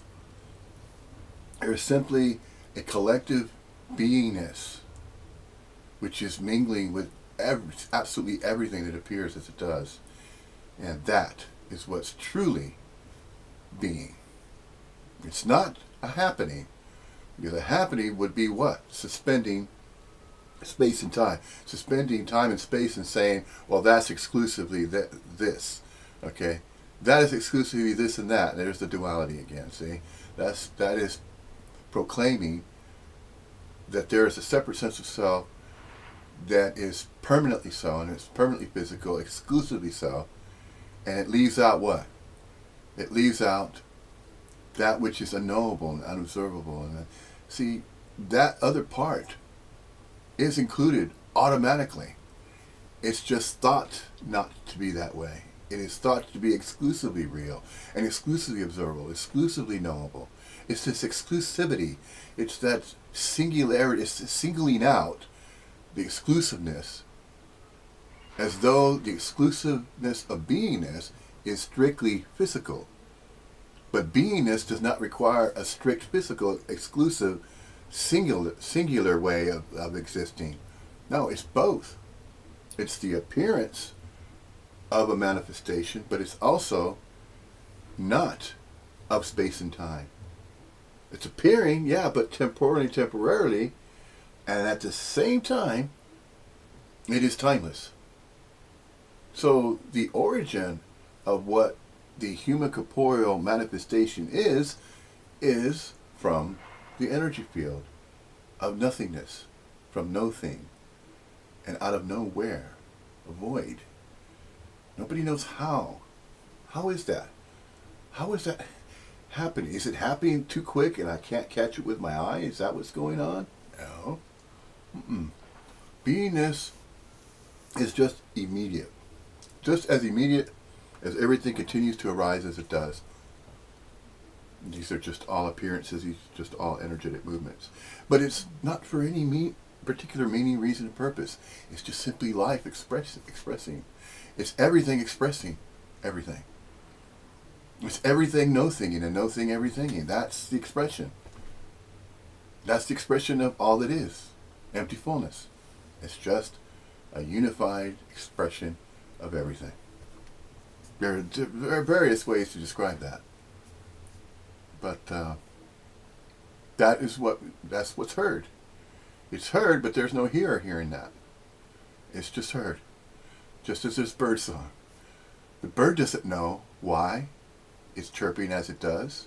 Just as these human corporeal manifestations are speaking a language, and all it is just gibberish to the next human corporeal manifestation that learned a different language, different bird song, different type of bird, different species, expression, different types of expression.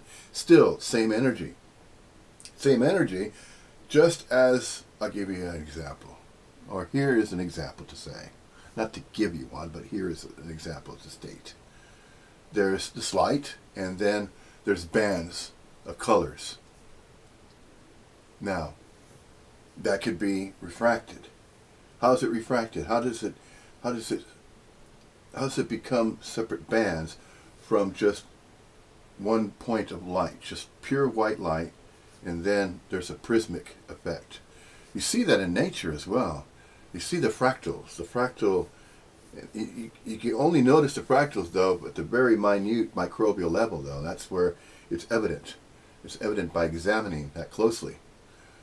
If there's an examination of all that is, and within everything that manifests as it does, if it's examined at the microbial level, then it is seen that and witnessed that the examples that are witnessed in nature and at the microbial level are also the same at the macro level, the universal cosmic level. They're just simply manifestations, but of a larger scale, a panoramic view, and then there's the microbial, a very, very small scale. But then it gets to the point of where, wait a minute, I can't find a barrier. I keep going smaller and smaller as a quark, and then it's no longer visible. It's no longer observable in the microscope. Where did it go? Does it still exist? Is it still there? Is there something smaller than a quark? Is there anything else? Whatever's appearing, whatever's observable is going to be observable, isn't it? That which can be knowable is going to be known. That which cannot be known will not be known. It will be relegated to that which is unknowable. So, is it both? Well, it can be. Depending on what? Depending on how, the manner by which everything is manifesting and arising as it does. However it does, of its own accord and volition. So, is there any other way to see it? No. It's only to see what? Everything. Just mingling, just by being, just simply being. That does not even need to be stated or expressed, but yet it is. It is still being stated, expressed, and this is what is being stated. What is being stated? What is being stated is that which is already naturally being. The beingness of being, the isness-ing, as Robin Kirkus describes it, isness-ing. It's everything no-thinging, no-thing everythinging, nothing, everything, and everything, no-thinging. It's to see that paradoxical apparent appearance that's going on. We are and we are not. Everything is and it isn't. All that is and all that is not, empty fullness, is apparently appearing both real and unreal, observable and unobservable, knowable and unknowable, for nobody. And no, when I say for nobody, it's not for nobody, it's not for everybody. It's simply life appearing of its own accord and volition, and we're simply mingling with it. And we're not mingling with it. We are and we are not. It is and it isn't. See? Is that making sense? It doesn't have to make sense, really. Because who is it going to make sense to? See? It starts going that way as well. It's a loop. It runs in a loop. Actually, not just a loop, but a figure eight. All it is and all is not, empty fullness, the alpha and omega, the sign, the symbol for that is that. The 8 on its side, like a racetrack. It's all real and unreal. observable and unobservable, knowable and unknowable, and it just keeps on going. Nobody knows the beginning, nobody knows the end. There is no end, there is no beginning. There is just infinitudinal complexification. Infinity. Nobody can know infinity. It would take an infinite mind to understand infinity. Nobody can understand that because it's not an understanding. It's being. It's a beingness. Isness-ing. Beingness. Constantly. Constantly. Never ends. Because it never began. And nobody could ever understand that because it's not an understanding. It's not known, and it can't be knowable. Although it's relegated to that which is unknowable, it will always remain unknowable. How? Because there's no single person to claim that they know how everything appears as it does, whole, complete, and perfect as it does. So what happens? Then there's these conjurings. Because a separate sense of self doesn't know what else to do. It thinks it has to do something about everything that appears as it does. It believes that, and so it creates these beliefs. Oh, I gotta figure out how everything is the way it is. There must be a reason behind it. There must be a purpose. There has to be. Why do I think there is? See? When you start saying, why do I think there is, then you're thinking as though there's a separate person that needs to know that. See? Then the knowing. And then the doing. What does it start covering up? It starts covering up the natural beingness. You're already being. You already have. You always will. Even outside of time. The beingness, the energy just continues on. Regardless if it's recognized or not. But what is it recognizing? See? Then it starts spinning like that again. And the mental thought system sets in. Well, start entertaining this idea then. Try to figure it out. There's no figuring out. It needs to be done. That's just it. The knowing. Drop the knowing. Drop the doing. What are you left with? The natural being. Because you've always already been that. You've been the beingness of being. Always been the beingness of being. I know, it's craziness, isn't it? Who knows it is craziness? If you're crazy, do you really know you're crazy? Can you claim craziness? You start talking about this subject. And It's I always sitting a here, subject. a sense of self, Oh, soul, man. whatever you call it. There is a sense of an identity, a sense of an entity being here, watching the whole thing going on. And the thing for this sense of an I, like a Chelsea supporter, is to do my best so the team succeeds. Yeah. So I will try to shout at Manchester United or try to bully their supporters because this is what's going on in religion. They're mocking each other, and you know this historically they've been fighting each other because only we got the truth, and the truth is with us.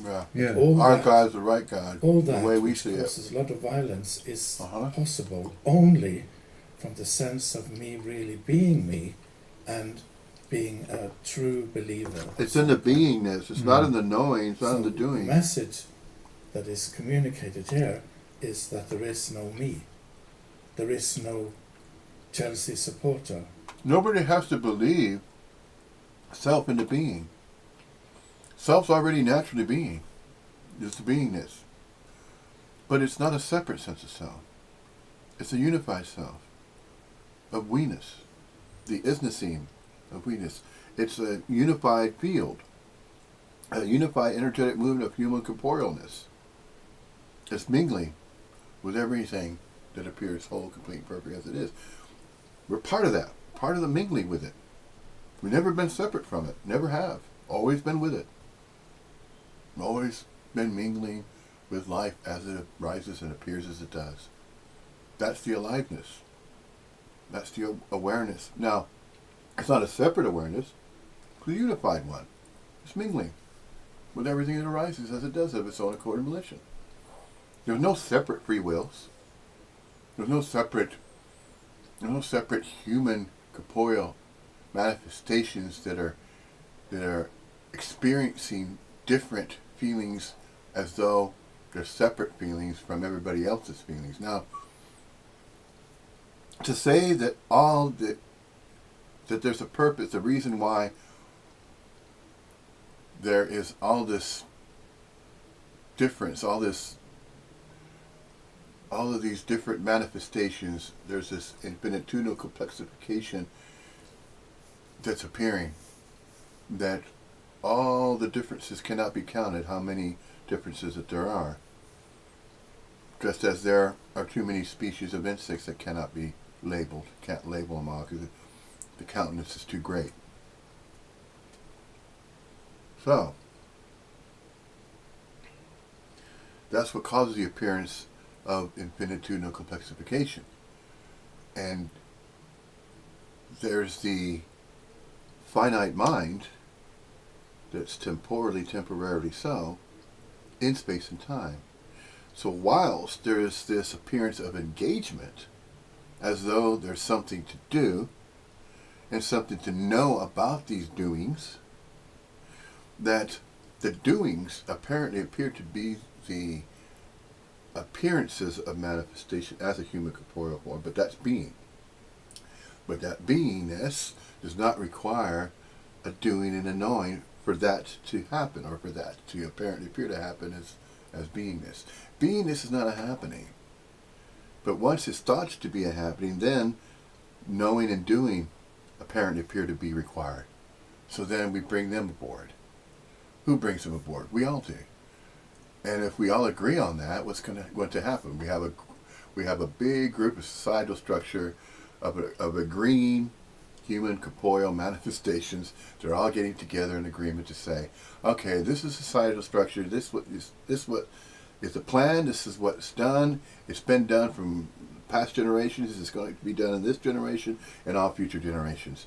They're going to become involved in a societal structure on this planet Earth. This is the story of Earth, regardless if they recognize it's fictitious or not, or regardless if they recognize it's conjured. When I say they, it's all of us. We are and we are not. But if it's thought to be a separate we, then these religious groups begin to form, and then they go off in their own agreements. And this is how a sense of a separate self can manifest as groups of separate selves that are in agreement in different types of ways of believing and thinking and entertaining thoughts. You can have groups of self-conjured selves that can agree.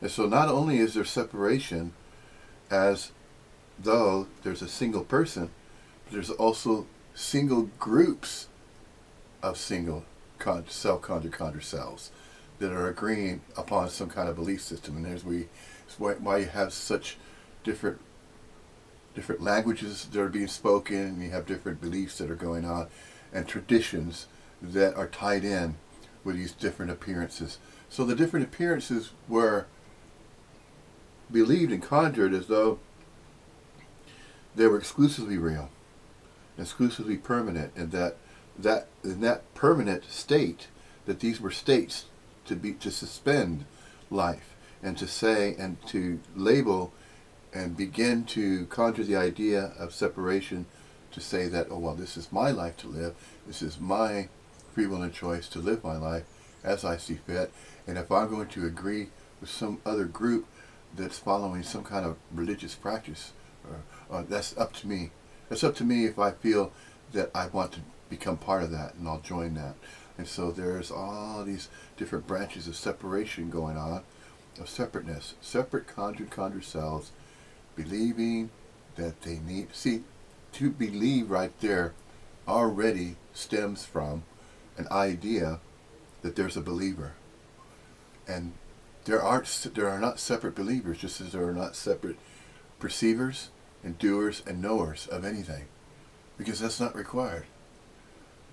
That's why everything is non-dual. That's a non-dual nature that underlies absolutely everything that appears. So, if it's thought to be separateness or separation going on, then that's entertained, and so a body-mind latches onto that idea and then looks for, in society that believes it is part of society, and looks for that. Why?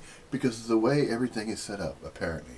Apparently there's an academic system, there's a school, and then there's various languages that can be learned in different ways of doing that. But then let's just refer to English. So you have an alphabet, 26 letters, A through Z, learn that, then you can form words. Words have meanings, and the meanings of certain words put together in a certain way create ideas. Ideas create thoughts, thought forms, thought patterns, And then knowledge base of what? The knowledge of what? Of doing. What happened to the being? See? Left behind. It's as though that doesn't even exist. The beingness part, which is a very natural thing because you're already that. So you see how the mental thought system plays with all the knowing and the doing? It plays with it and it uses that. And then it begins to cause this sense of a separate self that says, wait a minute, these are my thoughts. I'm thinking about this. Because my parents told me, well, yeah, I learned this. These are the conditions. This is reality. This is life. So I'm told that you have a life of your own to live. Oh, okay. How do I know that? Well, I was told that I have a birth certificate and I'm looking at it and it has a name on there. This is the name they've called me all along since. Remember myself as a kid. I'm a teenager now. I'm about to enter college, and yeah, I've been following these different grades. I went to kindergarten, went to pre-K, went to kindergarten, went to first grade, second grade. I'm referring to, of course, the academic system the way it's set up in America. Then you have a similar academic system set up in the United Kingdom. I'm only referring to these two places on the planet, on the earth right now, because of they're predominantly English-speaking countries, to use as an example. Regarding how beingness is always left behind, and it's to knowing, it's to academia, what you can do, what you know. Not how you're being. Oh yeah, we'll talk about that, but we'll just kind of say, well, you know how to be. You know how to act. It actually goes down to acting and behaving. Well, you know how to act. You know how to behave. But then that's just kind of shirking the foundation of what we truly are, which is being. We're energy. Beingness of energy, and we happen to be manifesting as a human corporeal form. But that is not what is taught in schools.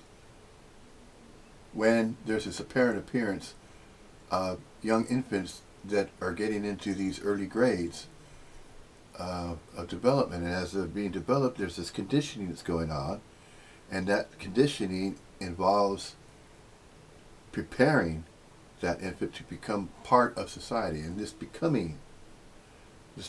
development and becoming and getting that infant to integrate, because this is how everything apparently appears to have been set up all along. And a setup apparently appears to work in some cases, but the way that functions is the functionality. How effective is that functionality? Well, there has to be some kind of balance, it seems. If we're going to see some kind of energetic movements going on, if we're all going to be on the same page, and since we are and we are not, the part that we are, and since we are apparently appearing in space and time, then it is thought that, well, we need to do something about that whilst we're in space and time. So here's where we get the conjurings, get the conjured ideas of, well, I see it this certain way, do you see it this way? Well, we can all share the same thought and the same idea if we're all on the same page. Same page of what? Same thought. See, a thought can be entertained by large groups of human corporeal manifestations of body minds. And then there could be an agreement there. But a means to what end? What are we agreeing on anyway? Do we need to know about how everything appears as it does, as life? Why not just get on with the beingness and simply be? Oh yeah, that's actually a good idea. In fact, I don't even need to think about it just to simply be, because I'm already being that anyway. It doesn't require for me to think about being. I'm already being. That's the foundation of everything. Everything that arises, appears as it does, that's the beingness of everything. In a sense, you could call it that. Empty fullness appearing, whole, complete, perfect as it is, unconditional love, you can call it unconditional love. 20 parts called the beloved. Well, yeah. Yeah. And it's showing up in everything. Sure, everything, even in its apparent appearance of silence, it is humming. There's an energetic movement constantly going around. Everything that appears, it hums on a certain frequency of resonance. The entire universe is humming. The entire universe is teeming with energy. teeming with energetic movements. Countless ones, immeasurable energetic movements. And that's life arising throughout the universe. The infinitesimal complexification of that cannot be measured, just as we are timeless. We are timeless beings. But we're not being timeless beings whilst appearing in space and time. Both's happening. We're timeless beings as non-local quasi-conscious energy fields, and then we're manifesting temporarily in space and time for an indeterminate duration in space and time. Can't be predicted how long that's going to take it to appear as a manifestation in space and time. And yet, nobody knows if it's going to be a happening or how is it going to feel. Is it going to feel different than this? When I'm no longer manifesting, am I manifesting a human corporeal manifestation? I'm apparently appearing to do that. Because I can, when I say I can stand in front of a mirror and see a reflection of a body mind there. Is that me? In that mirror? Not necessarily. That's just a reflection. A reflection of what? Do you see anything else other than that reflection in the mirror? Sure you do. See the background. What is that background? That is mingling together. It just apparently appears to be thought to be separate. See, a separate image of a body mind. But no, it's blending. It's blending with everything else. The scenery. It's just a different type of energetic movement. It apparently appears as though it's separate, but it's not. It's both. It is and it isn't. See, that's the paradox. It is and it isn't. There's nothing wrong with that. There's nothing right or wrong with that. There's nothing dual about it. It's just simply, it is. Just simply this. And we are and we are not. Everything is and it isn't. It's both. Real and unreal. And it goes on and on like that. That's just the way it is. But it doesn't go on in a particular way, in a particular dual fashion, as this way or that way. No, it's all of it. Absolutely everything complete. Perfect in all says it is. Jeez.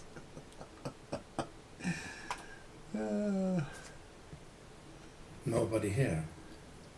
It seems to be this Robin sitting here doing this.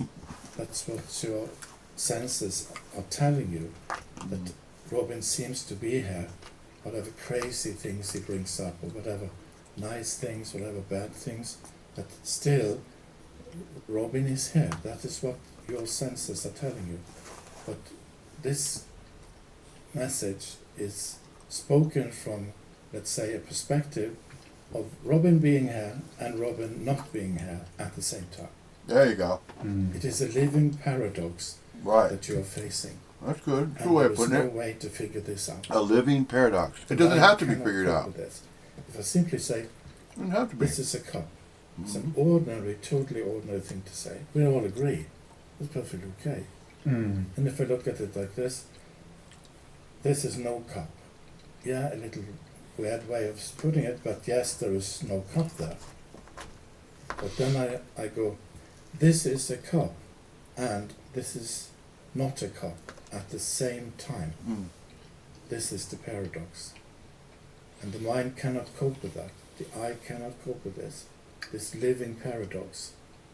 So the mind thinks that because you can cope with no cup and cup. So we are trained, the mind is trained to come up with solutions. It's either this or that. Yeah. This Black or judging white, yeah. thing, that not only is an ability the mind has, that is the mind. It is this energy that can cope with the world from a perspective of a self in a way that, oh, this is right for me to do, that is wrong, this is beneficial, Conditions. that is not beneficial. We go Conditional, around with this conditional game, duality. apparently all our lives. And then there is an I dying, and it's a way of coping with the world. This is what the mind can do. But when you place the cup there, and I say this is a cup and this is not a cup, at the same time, you cannot bring any logic into that and try No. to crack the riddle. No, I mean, just to be clear on it, like there's moments here when you could have started there when you were talking about, you were saying there is no you. It is, and I've said this before, and I haven't meant it as much as that.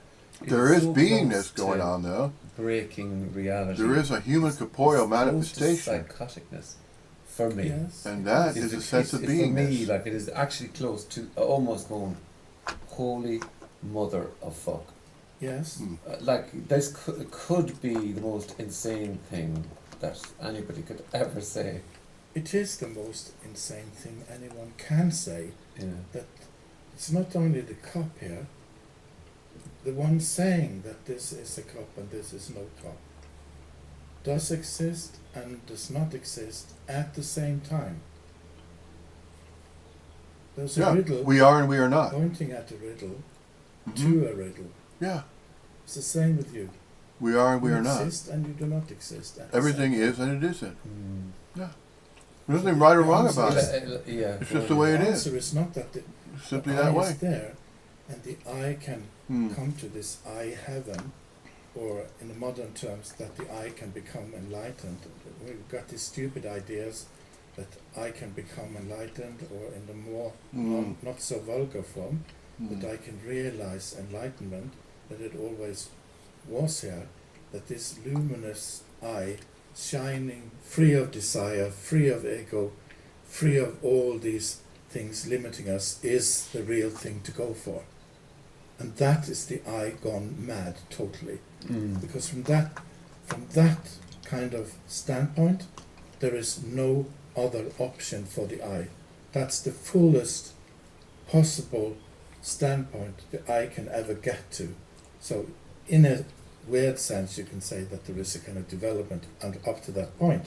But this message is saying it's about realizing that there is no I Right. that can do these things. There is no I that can experience these things. That is simply an illusion. And one way of trying to communicate this is simply saying that you exist and you don't exist at the same time. It's Well, simply a different we are way and we of are trying not. Both. to communicate it. In other words, Yeah, and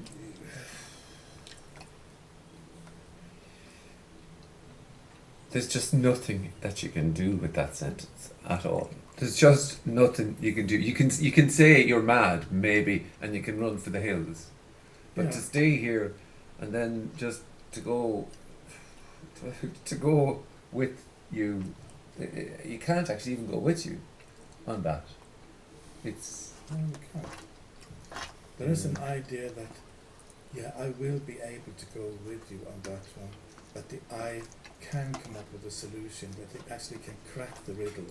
But it's not as with Alexander the Great, with the Gordian knot to simply cut through it. In a sense, there is a similar thing, but it's not that there is no easy and simple solution like he did that trick, because there would be an I providing a solution.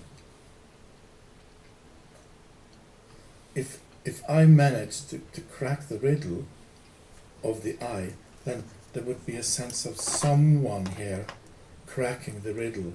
Now, people into this enlightenment thing and the whole spiritual industry, they have gotten into this that no, it's not I, because it's free of ego, it's free of desire, blah, blah.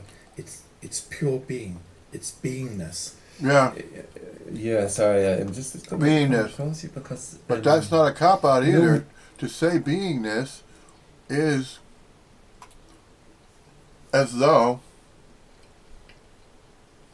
nothing can be said about that. See, to simply say beingness, that's it. Beingness. It doesn't have to be known. It doesn't have to be talked about, discussed. This is why non-duality is not a subject. It's a fact, not two.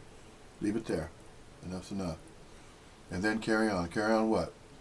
Going along with whatever arises. And also recognizing that nobody has no free will and choice to interfere with everything that arises as it does. There's no interference in that. There can't be. Nobody can do anything to interfere with everything that arises. Whole, complete, perfect essence arising. And to simply say beingness, that's being. The beingness is just whatever arises, mingling with whatever arises. Beingness is just to be. Let it be. Let it be what? Let it be everything that it already is. Yeah, simply this. Just let it be.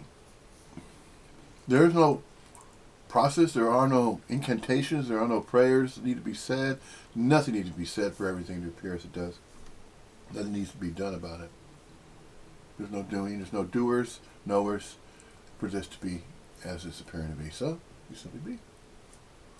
And there's nobody really going along with it. We're just simply human corporeal manifestations just going along.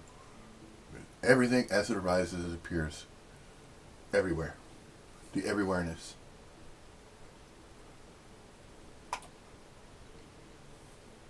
When we talk about the I and the no I, and you know this, almost then, because somebody like me, for example, has been into this for a good while, you hear it, and then suddenly now you objectify that sentence, that there is no I, and you kind of make it, you then are trying to figure out that there is no I. And so, like I have chatted about that particular thing before, then how is that ever possible for a me to figure out there's no me? It's utterly impossible. Yeah. Yeah. It is utterly impossible because The objectifying. the objectifying, because we are trained to behave in these ways. We are trained that it is in these ways that we, facing problems, challenges, whatsoever, it is in these ways we're able to cope with the world, hopefully in a sense that will increase our chances of surviving and succeeding. But in terms of thinking about everything that way, see, everything does not require for anybody to think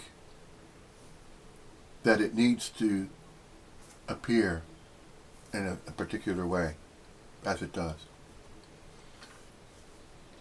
But once there is somebody claiming that they are the knower of what's apparently appearing to be everything, simply is, that's unknowable.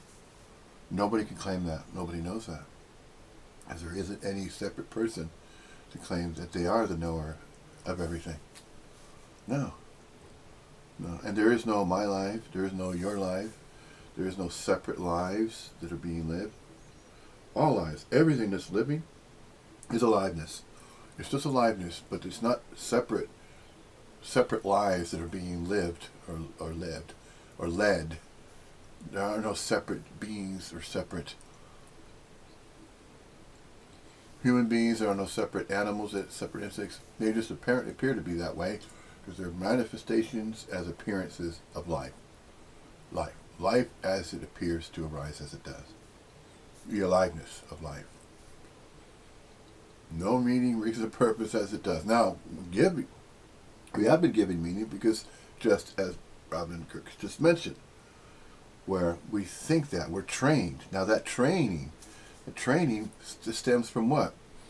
A, B, C, D, E, F, G, H, I, J, K, elements. The alphabet to the English language, and then putting words together. Oh, here's a good one. For the society of the United States, putting a right hand on the heart and saying, I pledge allegiance to the flag of the United States of America and to the republic for which it stands, one nation under God, indivisible, for liberty and justice for all. What is that? That's conditioning. To do what? To be patriotic, to have allegiance to what? The societal structure of the United States. It's not wrong or right, it's just how it's turned out to be. There's one of the strongest conjurings that are the foundation of the societal structure in the United States, based on patriotism. And then there's the Constitution, there's human rights, and then there's a Bill of Rights, and all these different rights that are claimed for what? For the United States citizen. And then see how separation happens. On that piece of land, on all the different states, United States, there are American citizens that are there, in that societal structure, and there's borders around that, and then notice the obvious separation and all that. It's neither good or bad, it's just the way conjured cells have set up everything to apparently appear, but it's not that way. No, it's really not like that. It's just how it's apparently appearing to happen. This is why it's seemingly so. It's seemingly so to a separate person that thought it was going along with that because it had to. It really didn't have to. And it only apparently appeared as though it was doing that. But that's just another story, see? Every body mind has that story about thinking and believing that it was part of a societal structure that had to learn its ABCs and had to learn mathematics, that's another one, so it could count things. It can count separate things. And see, and then learn the English language so we can know what separate things are, because we can label and name them and categorize them. Because that's what needs to be done so they can be known about. So what do? We go through different grades of development. We get graded on the work that we do, things that we learn, subjects that we learn in school. Take on a few extra subjects as time goes on and as the development of a body mind continues, and so on and so forth, and get indoctrinated into society in a specific way, and say, okay, you're going to need to be economically viable one day. You're going to have to live out on your own, and you're going to live out on your own because that's just the way it works. If you're in a family, you're being raised, parents, you're going to have to leave that type of guidance, that kind of setup that's there. What they're simply doing is guiding you through school, making sure you're clothed and you have shelter, giving you all the basic necessities, and then eventually it's going to be time for you to go out on your own and go integrate with society by getting a job and being on the grid and contributing to the whole. You contribute because you're becoming economically viable. You pay taxes for the use of certain utilities, certain things that are provided in this kind of setup of society. And so that's the conditioning that has been conjured and been thought about. And is there any other way of life? No. See, the fact remains the same. Underneath all of that is apparently appearing to going through motions. And just these appearances as though you're going through motions has no significance. It has no bearing on anything. It has no bearing on everything, really. It has no bearing on anything. Nothing. And so that's why it has no meaning, reason, and purpose. We just have been given it meaning. We have been giving things meaning, and we have been giving knowings and doings meaning, reason, and purpose as a means to some end. And so there's that conditioning now, and that's all relegated to a sense of a separate self, and then groups of separate selves that comprise a societal structure. Quite obvious, isn't it? Sure it is.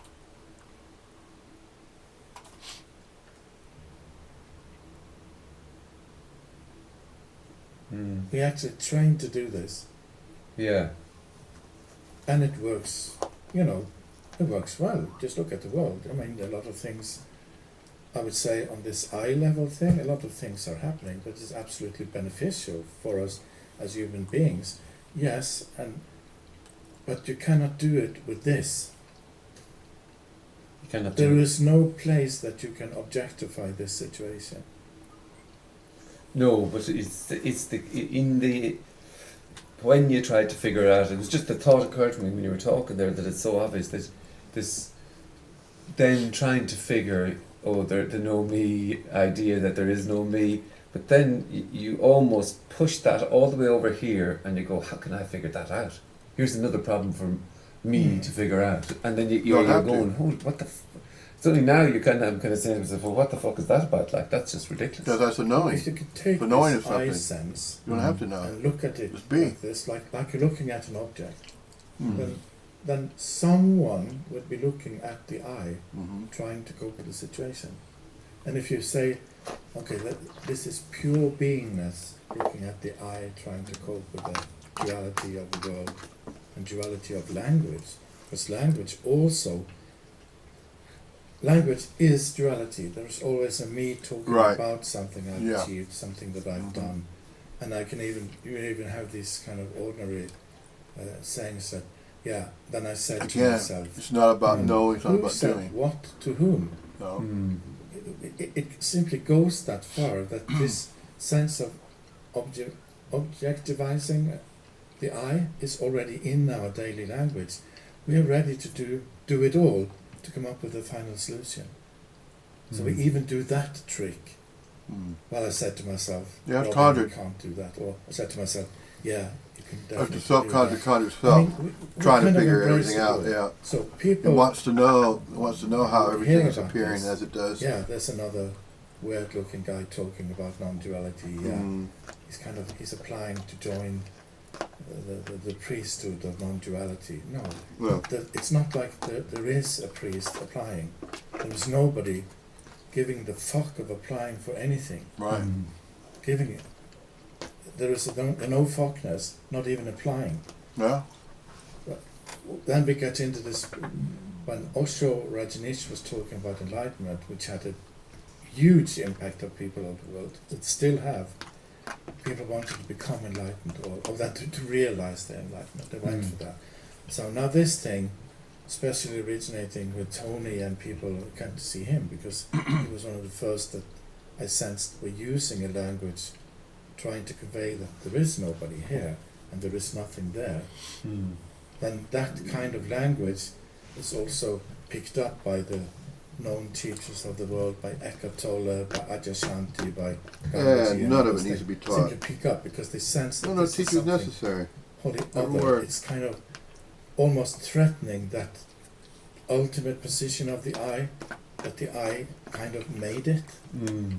It's kind of creeping in on it because the I never made it. There is no fucking I around. No. But the sense, the sincere sense that these people seem to have, that they sincerely made it, and I'm pure beingness, Yeah. is the ultimate lie.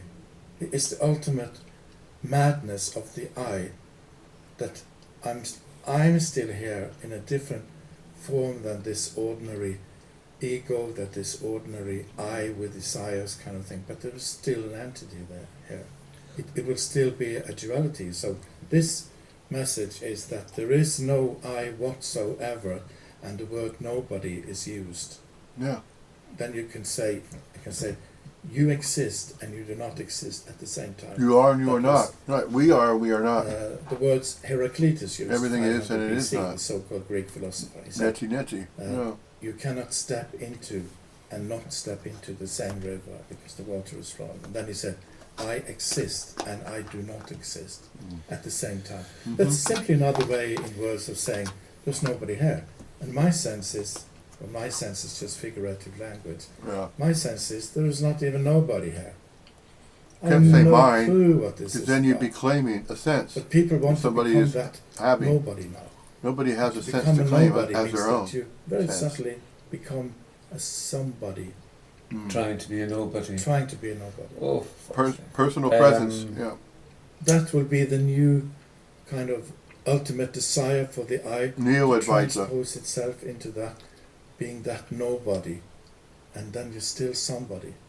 Almost the identical kind of position. Those are Neo-Advaitas. Eckhart Yeah. Tolle, Neo-Advaitas. You mentioned Muji and Muji. that crew, in a way. What, the kissing of feet and love sprinkles? What the A hell? lot of people who were in the game of trying to What is it? seeking What is this kissing of feet thing? nothingness or Muji- whatever. They don't Muji even know. allows Mostly, to you happen. can't know what you're looking for. But say, Mm-hmm. say, the reality is though, a lot of people come along and they go to Muji and they go to Eckhart Tolle and they And all they kind kiss- of go, they kiss they Moody's go feet. for a while, get Why don't something they for a while, kiss some Eckhart will Tolle's stay feet? and keep going there. Maybe because he doesn't expose But them. they will kind of move on then from that because they'll realise, well, okay, it's just a teaching. I'm just being told what to do. It's the same as travelling the corporate ladder. You know, if I hang around, I get the promotion. And then, you keep hanging around, you go, right, well, it's the same thing here happening all the time. And there's one super powerful person who's got something, and maybe somehow still you can get to that super amazing, and you get sucked in by it, utterly sucked in by it. Yes. Well, because obviously that's the spiritual industry is enormous because people are looking for not to get away from what's happening, or they want a better happening or feel better because they see pictures of people who look better, who look happier, look more at peace, and you get sucked in by this idea, especially like you mentioned Eckhart Tolle there. Eckhart Tolle at the start of his book, you were the divine purpose of the universe. You are here to fulfill You are here to the divine fulfill the purpose divine of the purpose of the universe. And then you kind of hear that in his, if you listen to the audiobook, you hear that in his beautiful German voice, and you go, whoa, Yeah, but there is that no again. meaning, reason, or But purpose you sense for the universe to you appear are as it here does. to fulfill the divine purpose.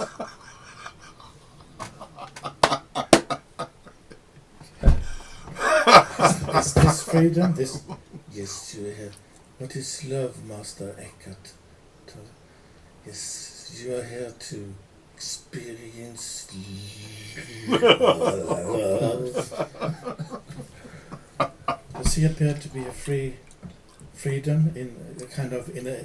And then there's Muji over there getting Not his feet I've kissed. been His there. feet kissed. I paid to go there. People weeping at to be his with feet. him in the same room. To be with Oh, Dr. as though he's Santos Jesus is a Christ lovely himself. man. But He's even totally still- other than these people, these other teachers. Why Absolutely. doesn't Muji from tell my him this is not perspective. necessary? I Why are simply you doing love that? them. But Get the up off your others, feet. I just say the others. Why are you kissing mine? They're kind of doing this in Get on a your own 2 feet. no, not You don't have- you don't have not 2 feet nice of way. your own. But then, if I work as an accountant somewhere, I'm a painter, I'm a plumber. It's not that I have to go anywhere and get into a Oh, teaching to man. know about this Mm-mm. and finally to get it or to become this real nobody. Yeah. The thing is that it is already what is. Yeah, you're already Plumber being is along with this, it. You're mingling with what is. and the plumbing is also this. Every body mind It's complex is an plumbing appearance, messing along happening. with the appearance of everything else. But our perception That's of the it. world is, as long as I sense that there is a separate me here, No. there is a kind of longing for a wholeness, a sense of wholeness of everything. I'm already being And that that seems to trigger the search. There is a by appearing a human hunger corporeal. for experiencing Humanly something corporeal. other than this sense of being separated from everything. We are trying to cope with everything from the perspective of I. And then we think But life's when we happening realize to or us. Notice this. No, kind of life's thing happening going through on. us because we're mingling That is with life. because we are longing for wholeness, Mingling with and it wholeness already. cannot appear, just to use language, as long as there is a sense of separateness as a Yeah. me.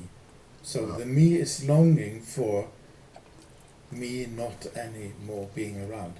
The me is longing for its own Absence. abolition or annihilation. Its own or absence. whatever. And that is fucking It scary. wants to be there for its own because absence. it's a total loss. It's a real loss. Wants to be where? It's It's already everywhere. everything that I have accumulated as the story of Robin in a practical sense of life. My upbringing, my schooling, my friends, my Mhm. beliefs, my knowledge, my this. Yeah, my life, all the mind is there. Every single Yeah. fucking thing Uh-huh. is lost If you thought it was when this yours, Robin that belonged disappears as a separate entity, to somebody. and this Separate wholeness person. simply appears as it is, as Yeah. this. This is wholeness. Yeah. Mm. This is this, in a sense, is It's a closer to microphone. God than God Himself.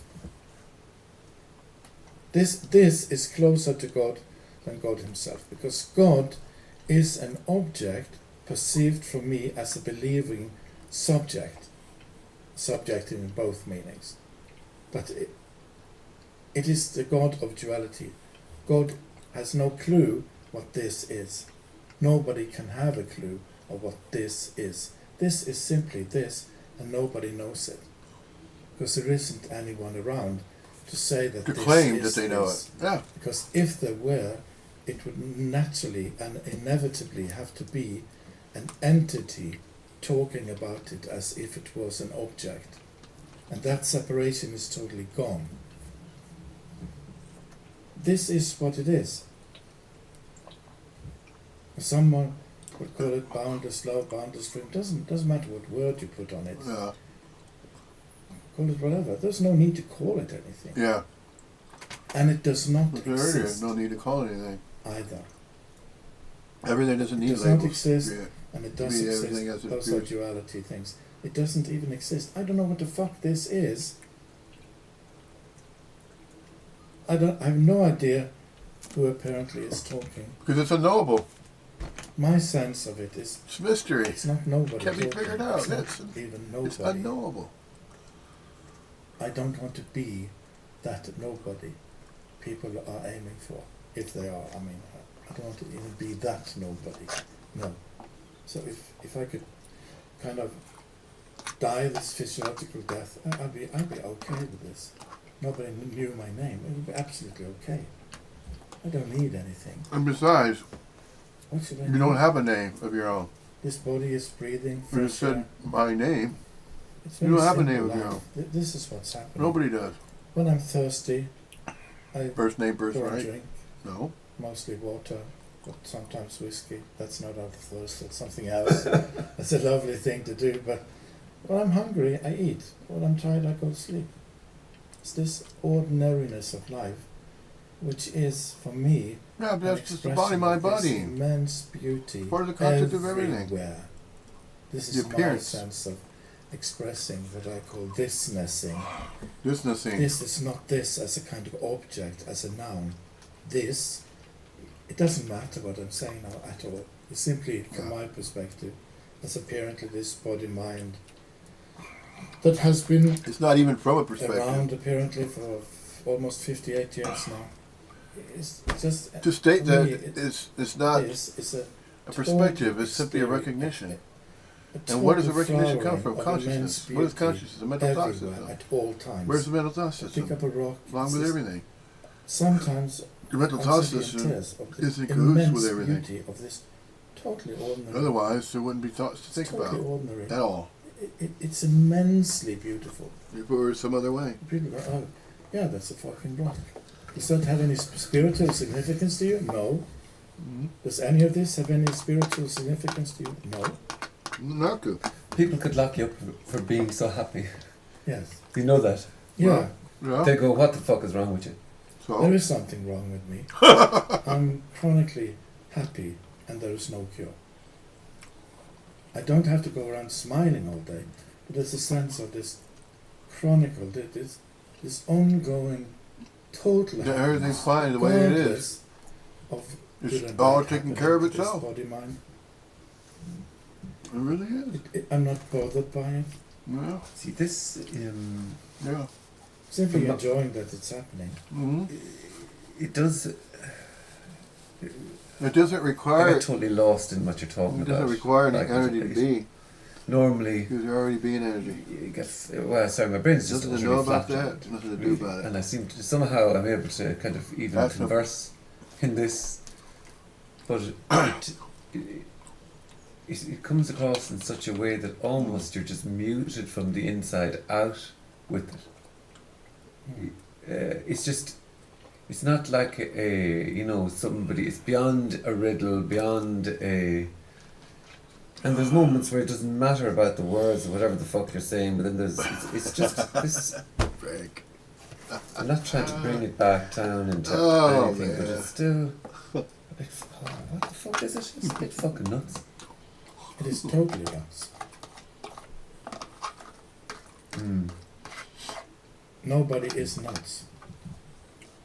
This nothingness, this everythingness and nothingness at the same time. That's one way of in language trying to indicate Nothing, what everything, it is. and everything, What you nothing. see here is in a sense a road sign saying Dublin 20 miles. So people stop there and say, who the fuck do you think you are?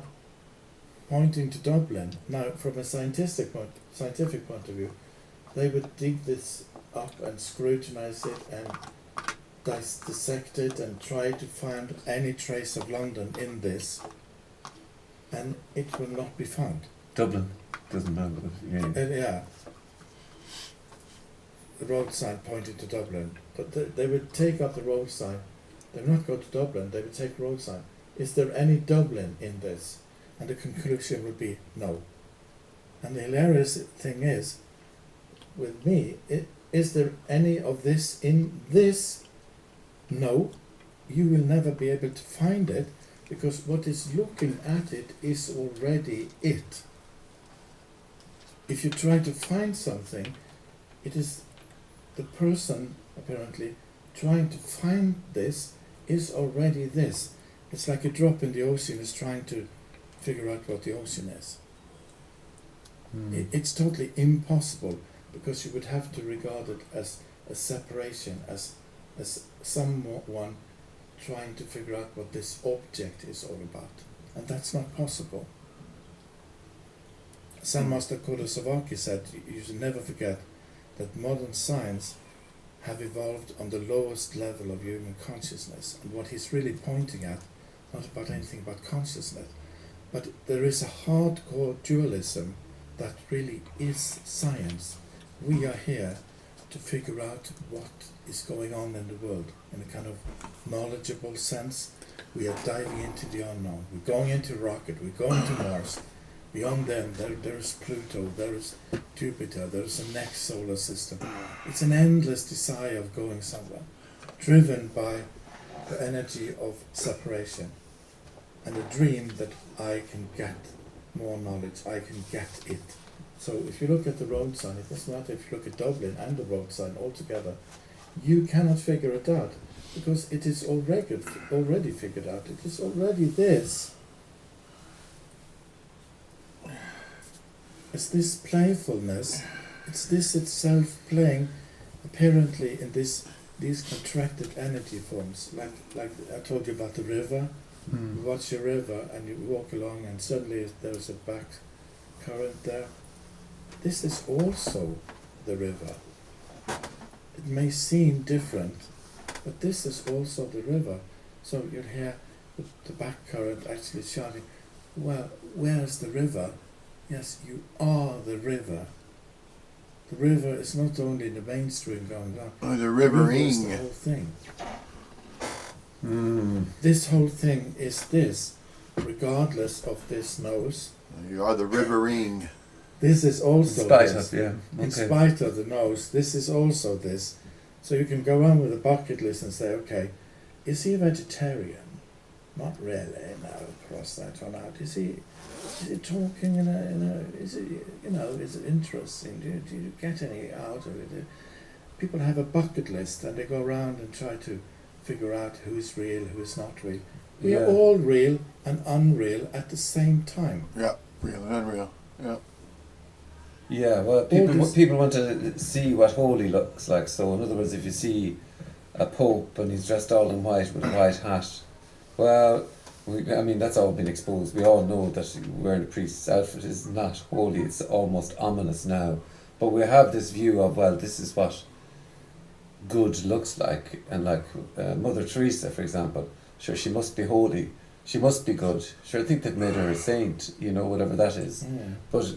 But then you're right, you do go around looking for, well, yeah, he hasn't got it. Like a lot of people send me emails going, yeah, that chap's a fraud, he's a fake, that fella's making it up, that's all that. Always going to happen. Yeah. And I couldn't care less.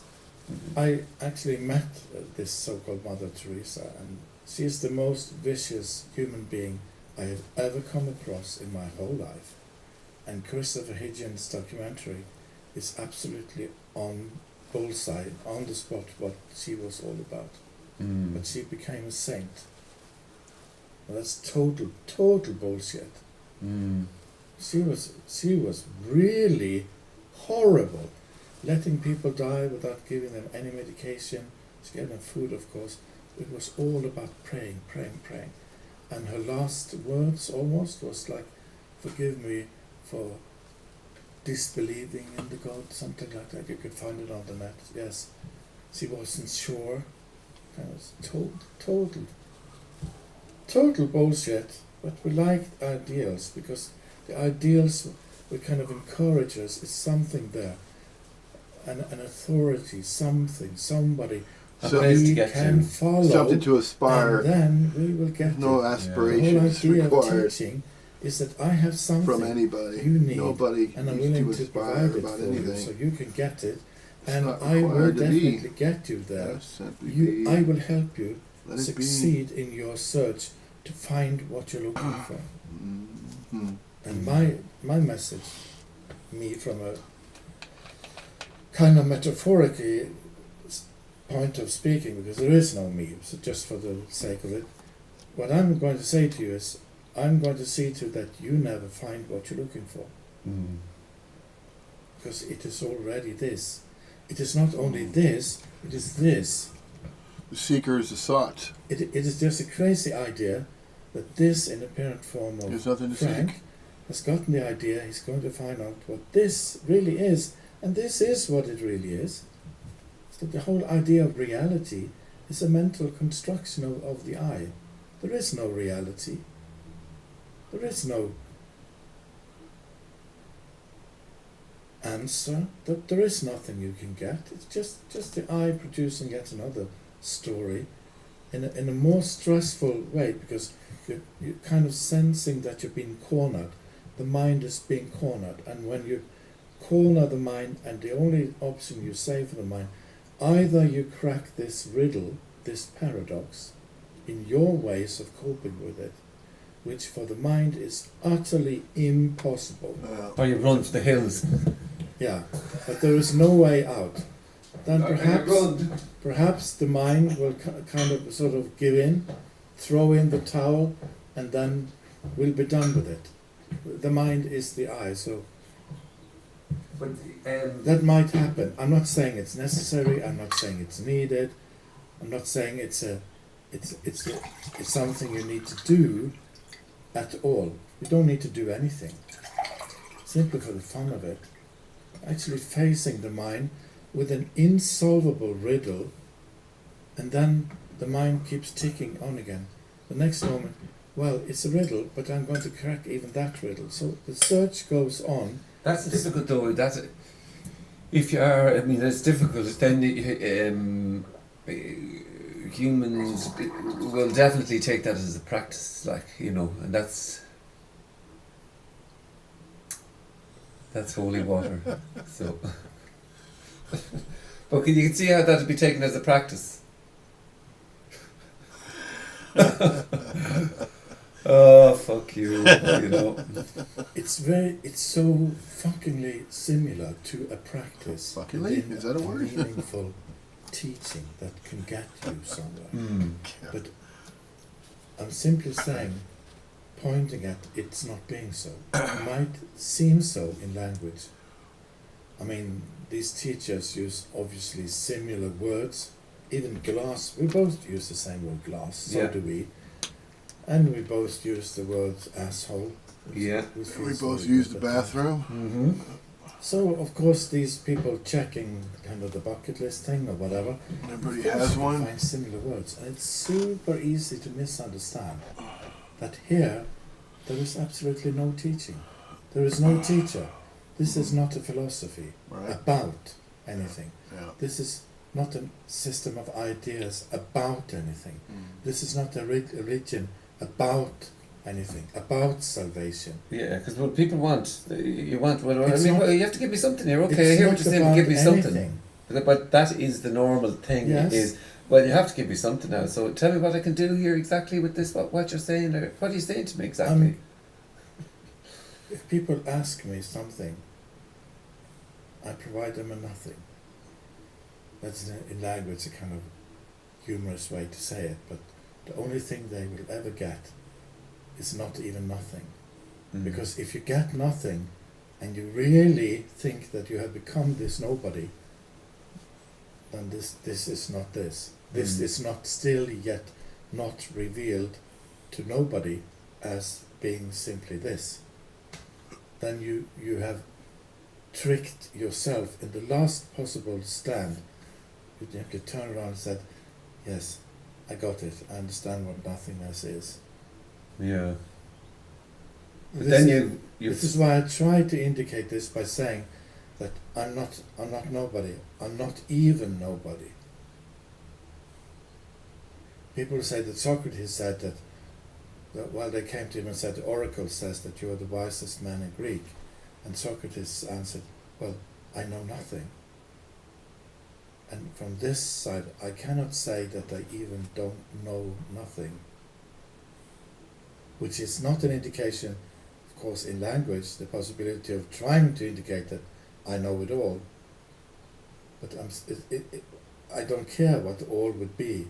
But I would go one kind of step further back and say, I don't even know that I know nothing. There's not even one there to say I know nothing. There's not even anyone there to say that, even that, I know nothing. There is not even a nobody to say I'm nobody. That's why this is my way of expressing this. And we all this body-mind things, we tend to express this in different ways. There's a different colouring. People will sometimes sense there's a parroting going on. Yes, by all means. People say, yeah, you total fuck up, you're a parrot. Yes, okay, so be it. I mean, I'm not bothered by it. Mm. But there is this kind of unique colouring. It has no meaning whatsoever. But when you go to a so-called meeting, when you meet Richard, Tony, Andreas, Jim, Kenneth, Madam, you will sense that there is a different colouring. That has to do with the body-mind these words are coming from. But it's of no relevance whatsoever. Because this same thisness is thisnessing through them, regardless of any colouring whatsoever. It is this same thisnessing, and nothing else than this same thisnessing. I like thisnessing more than this, because this is a noun, so you might get the idea it's a thing. It's not even a process. It's not even thisnessing. It's simply coming up with my word, simply to indicate it from this body-mind as a way of expressing it in my unique way. Yeah, well, I mean, I suppose that's the case. It is totally different, and yet, like, there is obviously a lot of you seem a lot more flexible with your words, let's just say, and the not giving a fuck is very obvious. Yeah, like what you see, it's very interesting talking or listening. You see, because you're almost trying. I'm almost trying to kind of, follow what you're saying, and meandering in between some things we can talk about that are plain and straightforward and simple, and then other things are utterly unmanageable because we operate out of the knowns. Like, so in other words, we could both talk about oranges, and you could just fucking flick that there, just to irritate me. We could do that. Like, we could, fuck's sake. I'm going to sit over there and just let you talk. So, fuck. Be much better. Nobody would be talking. Yeah, great. Right. Is this urge still of making sense of this in a way? It's still of picking up the pieces and giving it a sort of meaning, a sort of purpose, even if there is a sensing that is totally without purpose, totally without meaning. And of course, well, I'm trying almost part to of that is fulfill a happening. role. Like, to be fair, I'm Yeah. almost trying to fulfill a role Yeah. about being here. I Yeah, fill in, that- I keep it that going, is or making whatever. it a purpose. Yeah, That is exactly coming up with a purpose. yeah. And this is why this That's just to fucking piss me this off. is why yeah. this Yeah. happened, just to remind you, hello, there is no role here. Now you're kind of creating a purpose. There is no purpose for me Yeah. and you apparently being here, chit-chatting. So don't. Yeah, we see that's the difference in a way. Kindly But do you're a bit of a killer like that. A bit of a a renegade in terms of normal, let's just say, conversation. You just do not allow the bullshit, almost. You know, there's a bit of like it's obvious I'm trying to kind of announce myself or whatever, be here in this conversation, but it's nearly impossible. In fact, it is Bullshit almost is impossible. bullshit. Bullshit is also this. Yeah. It is this-ing as bullshit. Yeah. We all Yeah. there's a tendency of going into this in a reverence for a God, an enlightened being, a non-duality kind of spokesman, almost. Like, I'm not here, it's simply coming through me. Like this Eastern kind of thing. I'm simply a hollow bamboo. That's not what is being communicated here. I'm not the fucking hollow bamboo that God can put his finger through. No, that's not what this is about. There is no bamboo. There is no message. There is no message here. In language it would seem that when I say what is being communicated here as a message, I can say this is said in language. In reality, what the fucking word is that? There is no message, because this is this. Why should it come up with a message to itself? Doesn't make... There is no message. So whatever meaning your mind and you, which is exactly the same thing, whatever meaning you would try to pick up, well, when you have the me, there are lots of pieces. It's all exploding, kind of cracking up in lots of pieces, and there is still this tendency, let's pick up at least two of those and try to glue them together. Yeah. What does this make then? There's always this urgency of, okay, it doesn't make sense, so what sense can I make out of that? Yeah. It's still this fucking ongoing energy, and this is why this... Yeah. There's electrical equipment here. There's electrical equipment here. I would retaliate Now otherwise. I was being rude, Yeah. because the first time I was making a point, Yeah. I was being rude.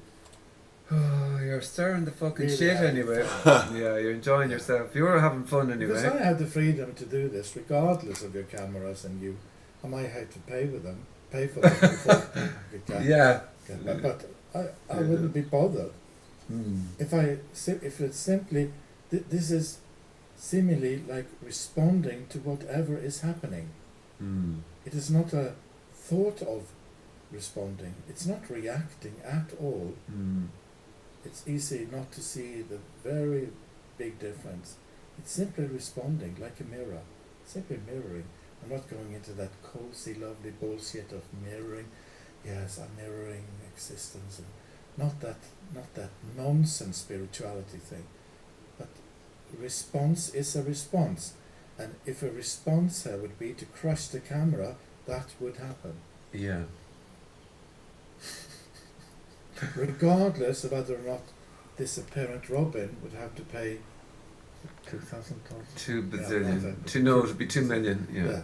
Yeah, for the camera. There would be no eye here that would care at all if that was to be the response. That would be the response.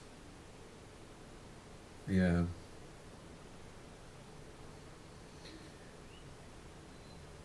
Once we tend to know that we know things, like people taking each other for granted in a relationship. Yeah, I know my wife, she likes this and she loves that, and people tend to go with those things. They think they know each other. Oh, it's total nonsense. There is an enhancing of this sense of an I knowing more and more about the world in the form of my wife, in the form of my kids. So instead of that, simply be with your kids and watch this immense beauty unfolding, regardless of you getting into an argument with your kid because he wants to play more video games. Regardless of what is being said, it is an immense beauty unfolding right here, right now, between you and your son. Regardless of you being pissed off, then that is what's happening. If you're both smiling and enjoying the video game, that is what's happening. But regardless of whatever, In this conversation right now, I'm not pissed off at all. I'm dumbfounded. then this is what's happening. Yeah. But it is what's happening. Yeah. Utterly fucking dumbfounded.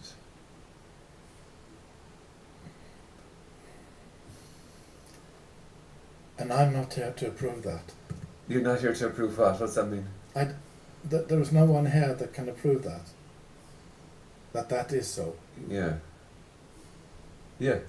There's Yeah. nobody here that can actually. Yeah, well, respond to you that. don't know what's happening here, like.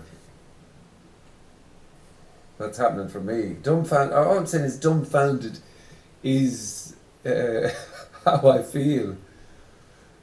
You know what I mean? It's just it's. It ends up. I don't know what the fuck. Sure, I don't know what the fuck is going on at all. At all. But from It this- feels like I'm in conversation with a fucking wild animal. Mhm. That's Well, you see, and we're speaking totally different languages also. Hmm. You see, there, look. Frank, we met online. We met online on the internet. This is what happens when you open open your doors. You let fucking. And your loving heart, Frank. No, I absolutely don't have a loving heart now. That's one There sure is no thing. heart, but this, Yeah, people I will am come totally not that now. people will sit there, and I've been in so many spiritual gatherings with so many gurus and just trying to investigate what the fuck is going on here. And they sit there going, we are all one. This we-ness, still this I-ness in this kind of cozy, we are sharing this oneness now. Mm. It's total bullshit. This is this fundamental blindness, deafness, ignorance. You can put whatever name you like on it. The veil is still there. This in its isness-ing is not seen. Yeah. And it's not seen by anyone. It's seen by not even nobody. Yeah. Why do you give a fuck about that? Why should I care in a sense about anything? Mm. This is what this is. This is everything there is and nothing at the same time. Where should I go in there and judge and make this? Why should I fuck about that and don't care about this and care more about that happening than this? Well, it's going back to the duality thing again. This old game we both know so fuckingly well. Mm. This game of the world, so to say. There good. is a Yeah. world. Okay. This communication indicates that there is no world. There is neither a me nor a world. There is only this. It is pure thisness. Because there is nothing other than this. I am listening to you. It's just easier for me to sit like this and not have to give you any nod, But you not to see give you any these- nodding or whatever. You see these crazy attempts by the mind to compose a meaningful story out of this. When they hear about oneness, enlightenment, the total bliss, everything, it's going into kind of metaphors like we are all one.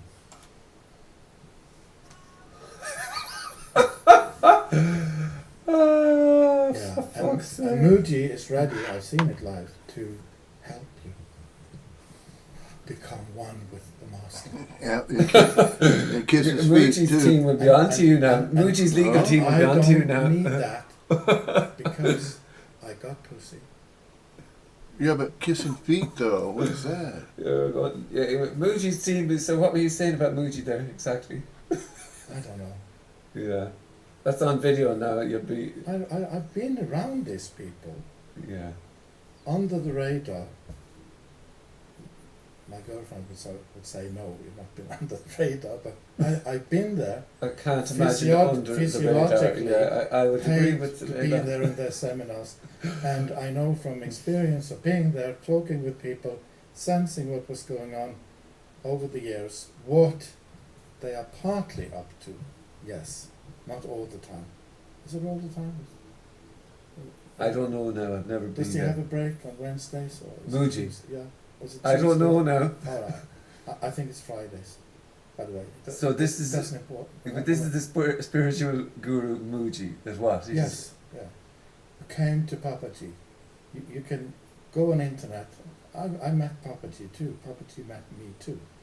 You go on internet and see this 45-minute long Muji on all four in front of in Papaji's home, literally licking the floor in front of a photograph, a fading photograph of the master.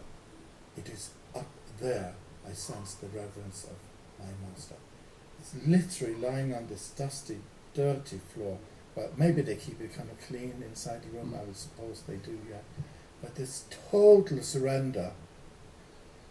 There is a sense of someone surrendering there to in pure devotion for my beloved Guru. It's this beingness that is now in its enlightened form that is showing my disciples and the whole world on internet that I'm totally devoted. I did totally surrender to my master. There was nothing for me beyond that. And it's pure fucking bullshit. And people buy it. Yeah. And more boys and girls are queuing up for the spiritual show. And is that the case? Is it Is total it- abuse of power? Is it there? Fundamentally, yes. A total deception, and he's not aware of it at all. He's There not aware is- that it's just deceiving. There is a sensing with all people that are so-called enlightened, still around in a subtle form of an I, even if they say it's pure beingness, whatever fuck word they use. There is the presence of an I-ness there, of a me-ness, and that is a kind of itching thing to cope with. Yeah. Dissatisfaction. Because there is a very subtle sense of separation still. And you can never ever get rid of that. You can try to calm it down by initiating yet another blonde, see that the back or whatever. And you can arrange another spiritual seminar, you can bend over and, yeah, can I just look at your tits? Okay, look lovely, yeah. Yeah, let's work on it together. Got a special room for those kind of spiritual enlightening experiences. I'm really hitting him hard now. He's not here. It seemed like an unfair thing to do, but I was there. I paid to be there. I know from my own experience what I'm talking about. So I'm not bothered at all. But in generally speaking, this uneasiness, this nagging uneasiness with these enlightened people presenting everything as a teaching, when they hear this message presented through apparently Tony Parsons, Richard Sylvester, Kenneth Madden, here, to this apparent madman, there is a sensing of this nagging feeling is kind of responding, hi daddy, did you hear that? No, play with you.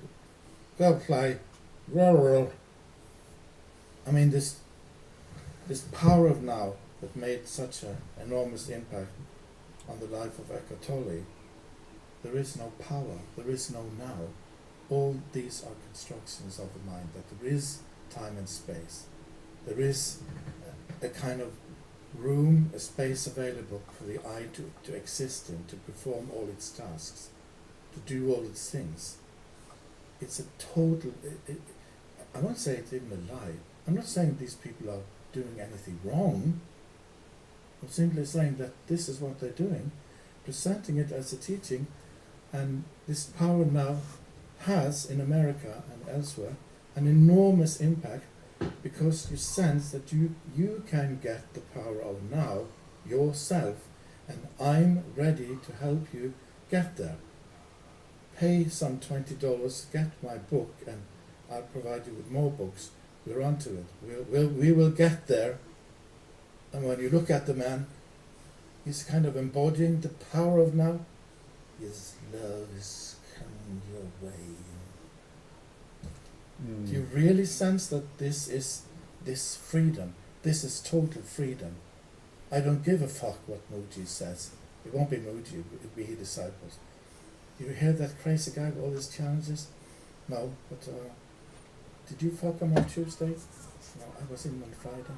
Oh. Yeah, we'll be the secretaries. I love the secretaries. They're totally fucked up, and I love fucking up the secretaries.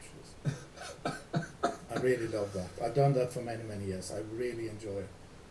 These are Always. his people looking It's kind after him. What are Crazy secretaries? bonus with me. I just love it. And You and just like stirring the shit now. I don't tell them my name. Like, yeah, my name is Robin when I apply. I simply either go nameless or figure out the name. And I'm not bothered. Yeah. They never knew my so-called identity in society when I went to see them. No, not at all. Mm.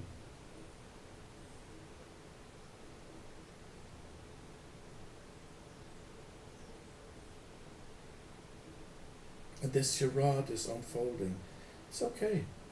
I'm not saying it's wrong. It's absolutely beautiful, wonderful. This is also... Sounds like you're saying it's wrong. Sounds like I'm saying it's wrong, but I'm simply saying it. I'm not saying it's wrong.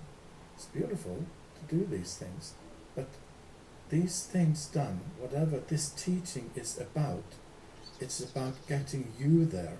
And this, what is being indicated here, is that this immense beauty is without this you sensing it. It's totally without any teaching. It's totally without any you being there sensing it, because it is not an object outside of yourself. It is you yourself sensing yourself in a crazy way, spoken in language, but it's this isness-ing. It's this itself isness-ing. No It has thing, nothing everything, whatsoever to do and with everything, no thinking.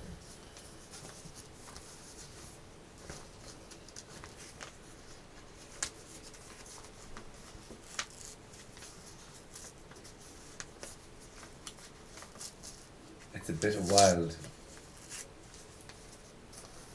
It's a bit wild. But the way it's happening with Moji, it happens with Michael Barnett, one of Osho's disciples who wrote most of his jokes in his lectures. Happens to Varesh. I think, you know, if we come up with a long list, happened with Gangaji's husband, like thinking he had become enlightened, a huge roar about women. Everybody's trying to cover that shit up. It happens all over the place. Why does it have to do with sex all the time? Why? For God's sakes, why is sex involved? Sex is a natural thing. I mean, it's joyful, it's absolutely okay. But why does it all has to be about sex and bliss? It's very weird. And I guess my guess is, for these people, it has to be about these things, because it is this nagging feeling of being a separate entity after all, that this sex thing is yet another attempt at calming, silencing that nagging little kid who keeps on saying, I'm still here, I'm still here, I'm still here.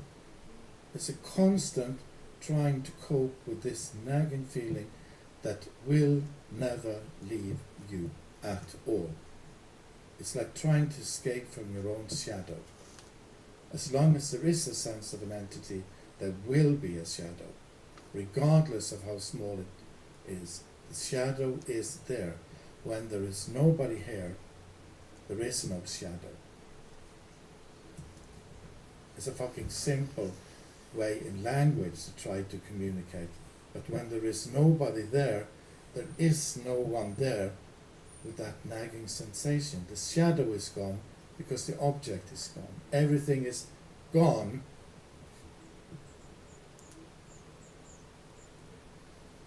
And not even a trace remains.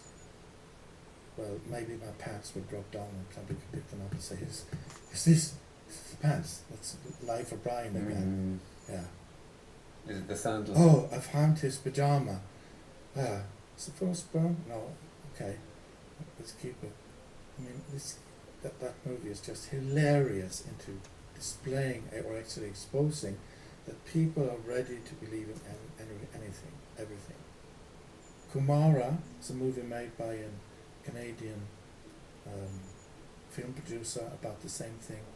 He was putting on an Indian robe, going into Phoenix, Arizona with a blue light meditation. It was all to see whether people would be ready to believe in everything. I think it was made 2005. And in the end, this guy who made that, Kumara, he's going down there to tell them it was all fake. Yeah. And he cannot get himself to even say that. It takes him a while because they're so fully into it. They are experiencing the blue light meditation effects. But he was a sincere man. Finally, he did expose that the whole of it was an experiment, a hoax. And even after he did that, you can still go to Phoenix, Arizona, and you'll see people practicing blue light meditation. That's an example of absolutely everything you're given there, really. So from the Catholic Church to Islam, every single religion, every tiny little thing that suggests something other than reality, or something other than what's happening, is just made up. Then of course they'll say that reality is and isn't happening. Yeah. See, I mean, mostly I can get all the ideas of the structures falling apart. I can get an idea of most things being absolute bullshit, made up or lies. But in this, so then really at the very end of everything,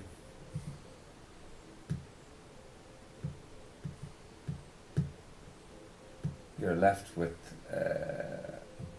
not a lot. Maybe You're not even left with nothing. Yeah, you're left with nothing. No, you are not even left with nothing. You are not even. There is not even a you there, left with nothing. Yeah. It's all gone. The whole idea of you not even being left with nothing, even that is producing a story, an explanation, a meaning. There is no you that can be left with anything, regardless whether it's anything or nothing. There is no you. This is what is. It's totally simple. It's a man lifting up the glass and trying to indicate it's fucking empty. I'm still thirsty. It reminds me of the Matrix. That thought keeps coming up when you talk about the glass. Yeah. That's something I can relate to. The I can say that. Yeah. Matrix, I got it. it's a wonderful movie, the first one especially, made from actually showing that there are two fundamentally different ways of perceiving what we call reality. Mm. And I love the last part when he hangs up the phone in the phone box and you see this slow movement, slow motion thing. He knows, he can see that all around him people are walking around without having a clue. They're simply locked in all their projects like people usually are, in becoming rich, in getting an education, in whatsoever this world will provide as possibilities that I can deal with, cope with, succeed with, whatever. all these stories are simply happening around him, and he has a different story, so to say. He knows that these stories are not real, because what is real is what he is embodying, kind of. I love that last part. So it is absolutely possible to show glimpses in a beautiful way of art, like the 0 and 1 that you produced. For me, is a brilliant piece of art, because you are able to show with your presence in this movie what it, in a sense, is all about. Without your presence, if you were an interviewer, it would not be the masterpiece that it really is. And yes, it is possible to show this in glimpses, but still then there would be someone doing the artwork. But There's no pill though. yeah. You know. It's the weirdest thing there is around, the scariest thing, because the loss of everything that goes with this I sense, this I sense that came about as we were a little child, suddenly realizing that my mother's breasts are different from me, somewhere along that road, the I-ness arises, and we get to sense that we indeed are a separate individual in a world where things are happening, and from there the longing for getting back to that kind of, that sense of wholeness arises.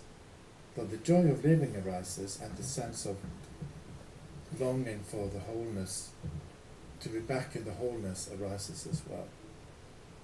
So the search, in a sense, continues until this wholeness is this wholeness.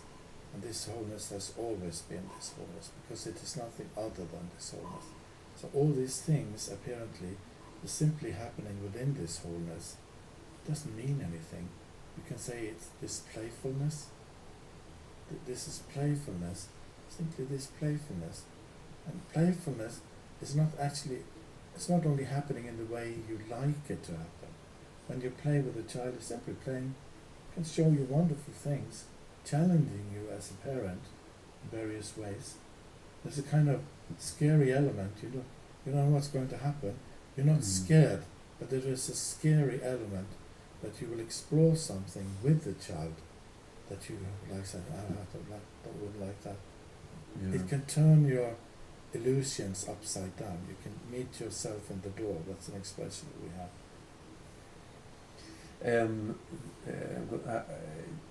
Do you want to continue? I'd like to continue, but I have to go to the bathroom. Go to the bathroom. Okay. Is there a tap somewhere I can get some water?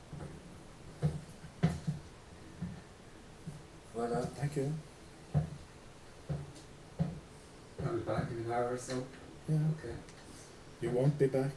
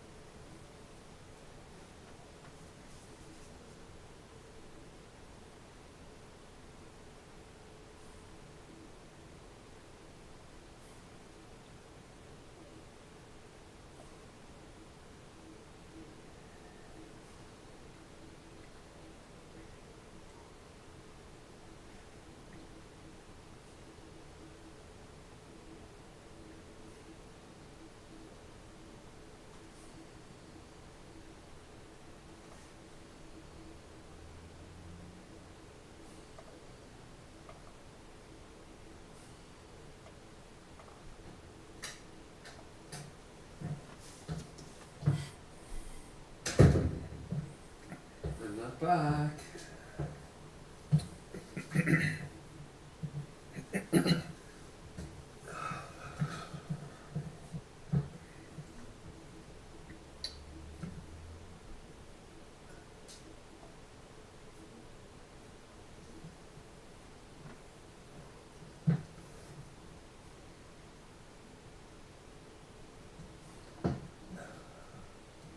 Do you think there are people who are in psychiatric wards who got locked up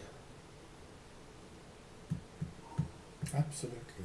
because Absolutely. they started talking like this? Yes, I haven't had an experience with a young girl in the village where I live. I wasn't there at the time it happened. She suddenly was dancing in the street, singing.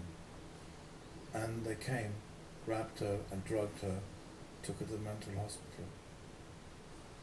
The same thing happened to Princess Mira in India some centuries ago.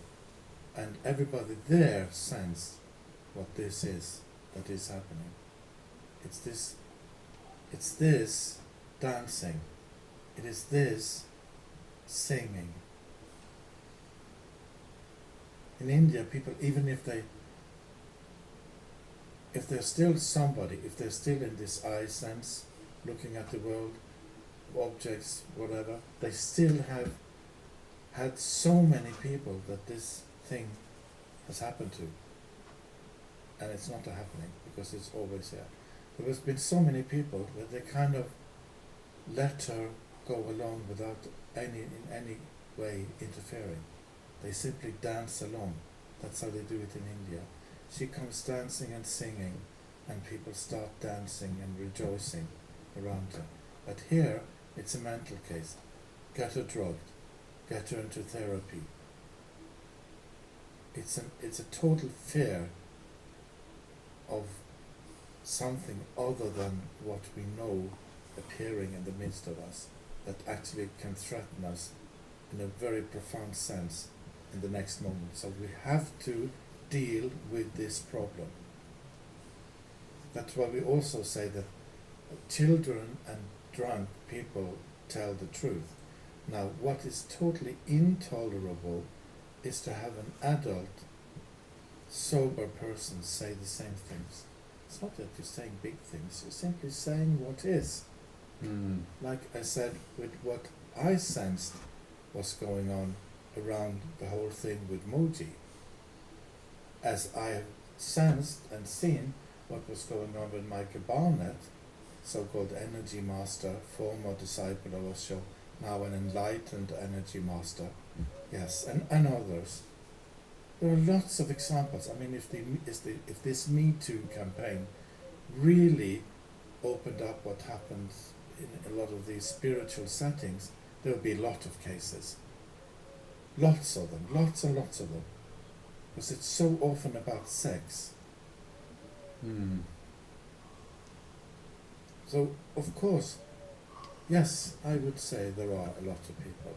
Actually, in India, I can't remember the story quite exact, but Osho tells about an Indian mystic who went into the psychiatric ward and kind of got people out that were totally sane, but the perception of being educated in the West with Western kind of psychiatry knowledge made them come up with diagnosis and kept people in mental hospitals. When he got several of these people out. You'll find that story in one of Osho's talks. So yes, it has happened, and it is happening.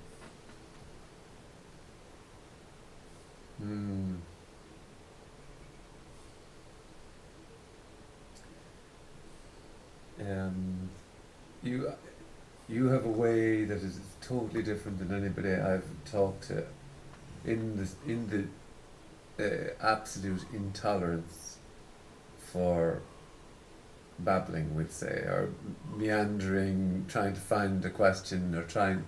It's an interesting part of your character, of who you are.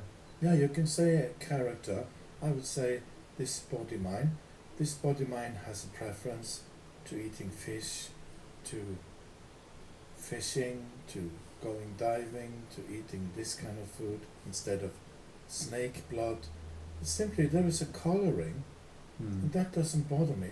It's not that there are reminiscences of this ego still left that I thought I'd conquered. No, it's totally unimportant. It's just hilariously funny.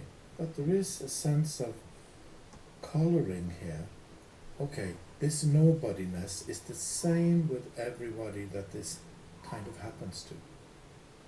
With anyone that this I dissolves. I'm simply saying it in plain English, so you should get the point of what I'm pointing at. When this I dissolves, regardless in apparently who, it is the same kind of death of the I. The death of the I in that metaphor is exactly the same. There is an awakening from the illusion of there being an I in this. Not into this, but this is being revealed as this, because there is no longer the veil of the I looking at it as if it was an object. So the death of the I is exactly the same with all of us. But the way to express it in language, in living, even in washing the dishes, is uniquely different. Because the words come through this body-mind's experiences. This body-mind has actually been present with some of these people I talked about now, for shorter or longer periods of time. So it's this body-mind expressing what this body-mind has experienced, simply coloring the way of talking about it. It is uniquely so, because we are all conditioned differently with this body-mind thing. So there is a uniqueness when these words are being spoken. Of course, people are free to say this is parroting some other fucker. That's okay. That'd be very difficult There at this is moment in time. a But go on. fucking uniqueness that is unique, but it is of absolutely no relevance whatsoever.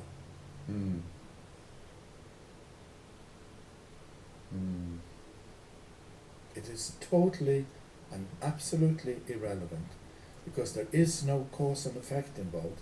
It's not that this body-mind did this, did that, on its way to this realization of there being nobody. There is no fucking cause and effect involved at all. So if I was to talk about the story of Robin, people get the sense, okay, what led up to this? How did that happen to you? Oh, we know now, because you did this for a lot of years, and you were studying that, and you would blah, blah, blah, blah, blah, blah, just producing a kind of meaningful story, which is comforting the eye, in the sense that, okay, I can get it too. The story is totally irrelevant. If there were a kind of cause and effect, we wouldn't be sitting here. Someone 2,000 or 3,000 years ago would have given us the answer. And in this wonderful book, A Hitchhiker's Way to the Galaxy, they're all kind of approaching this universal oracle with the most important question there is. What is the meaning of? What is every possible ultimate question? And it's the sense that the oracle is going to provide them with the answer. And then the oracle simply says the answer is 42. You immediately go, 42 what? Yeah. Well, that is another one of those. It's probably like a comb with a flatliner. And this is, say say if I went into a mental hospital and I surrounded myself with schizophrenics, and I've even seen somebody in the shop recently who looks schizophrenic, right? And that affects you in a certain way. That being around that sort of vibe affects. Being around this sort of conversation has another effect. It's not just a normal effect. It is definitely, for me, it's definitely scary. Like really and truly, it's just scary, and it's but it doesn't necessarily, like in a mental hospital ward where it was really just nuts. It really would be just horribly uncomfortable. Whereas this kind of is uncomfortable, and somehow the conversation goes on. It's totally different. I suppose I'm just saying that this sort of energy vibe has an effect,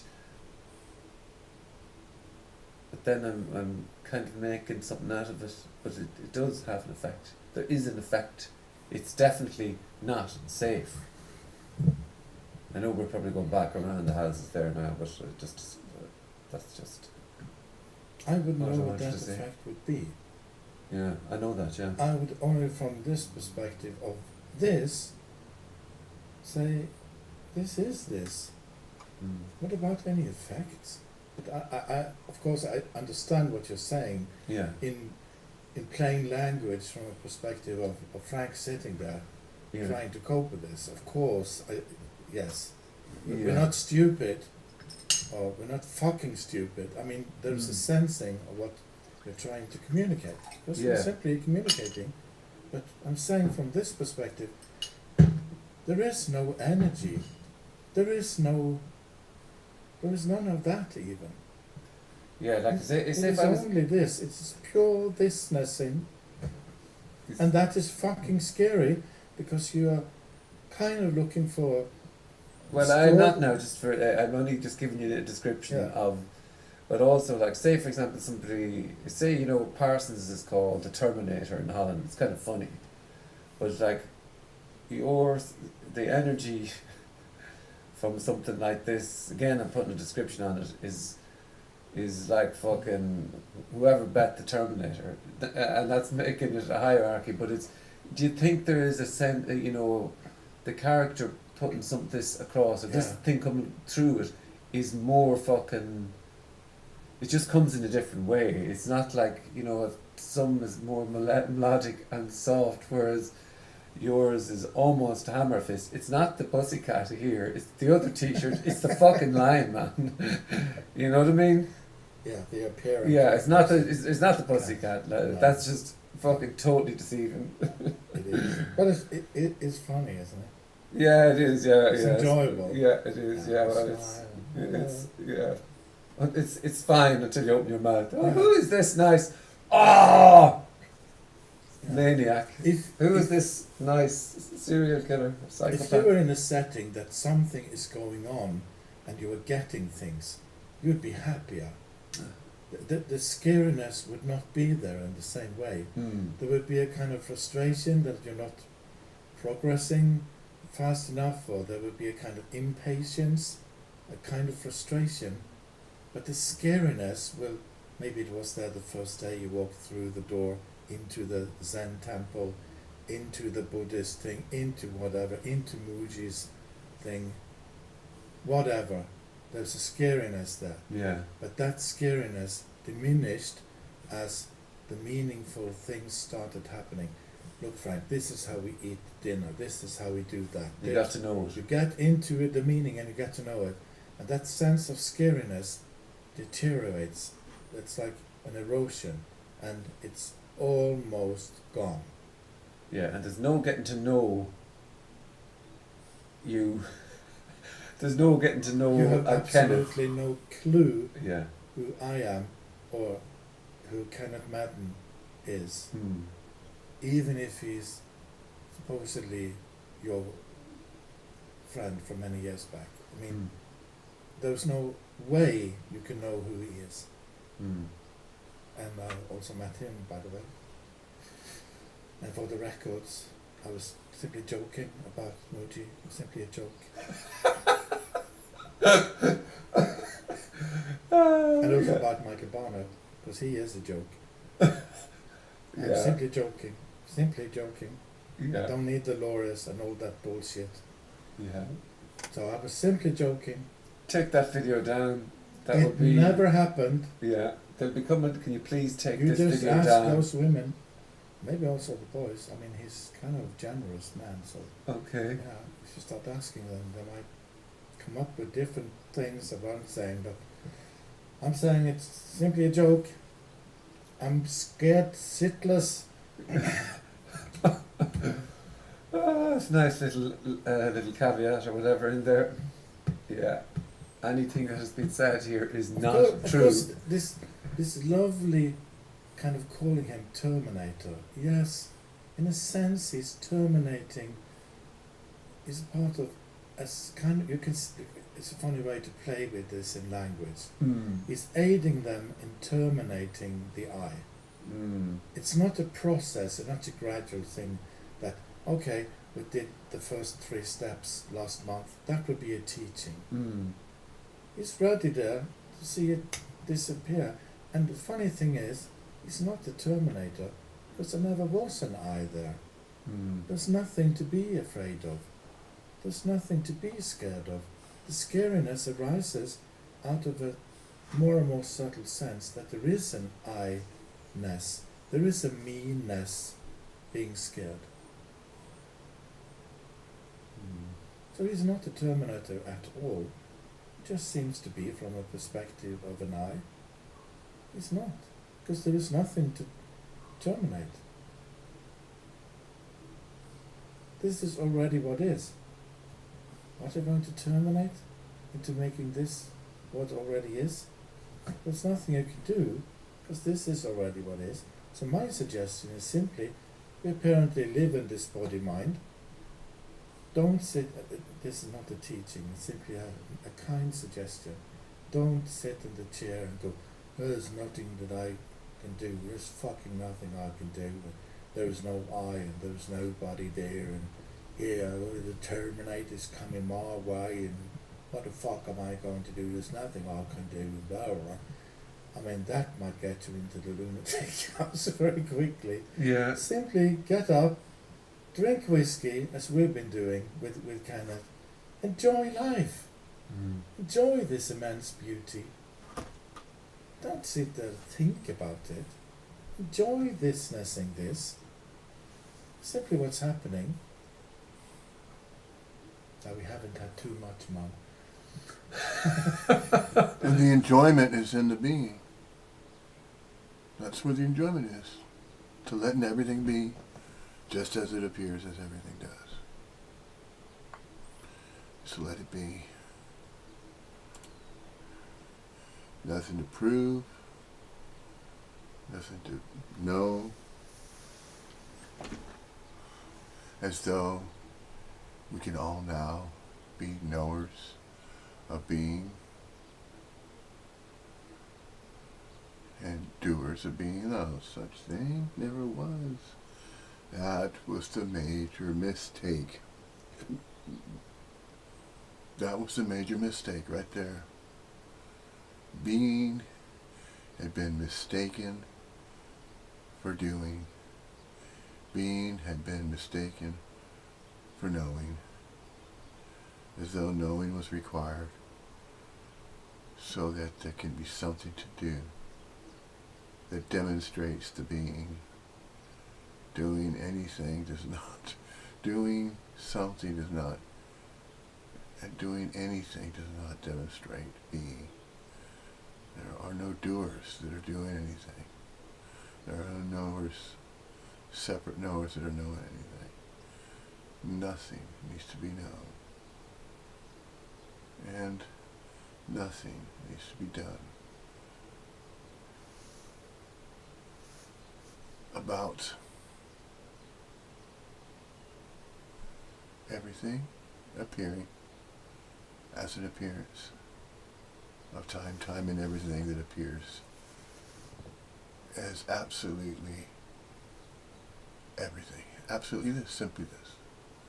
Empty fullness, spacious aliveness, everything, no thingy, no thing, everything. Oh, it has been said so many times using the English language. Enough's enough. Yeah. So, Nothing to do, nothing to know. Just simply be. And leave it there. Yeah? Okay. Let's all do that, yeah. Do what? Nothing.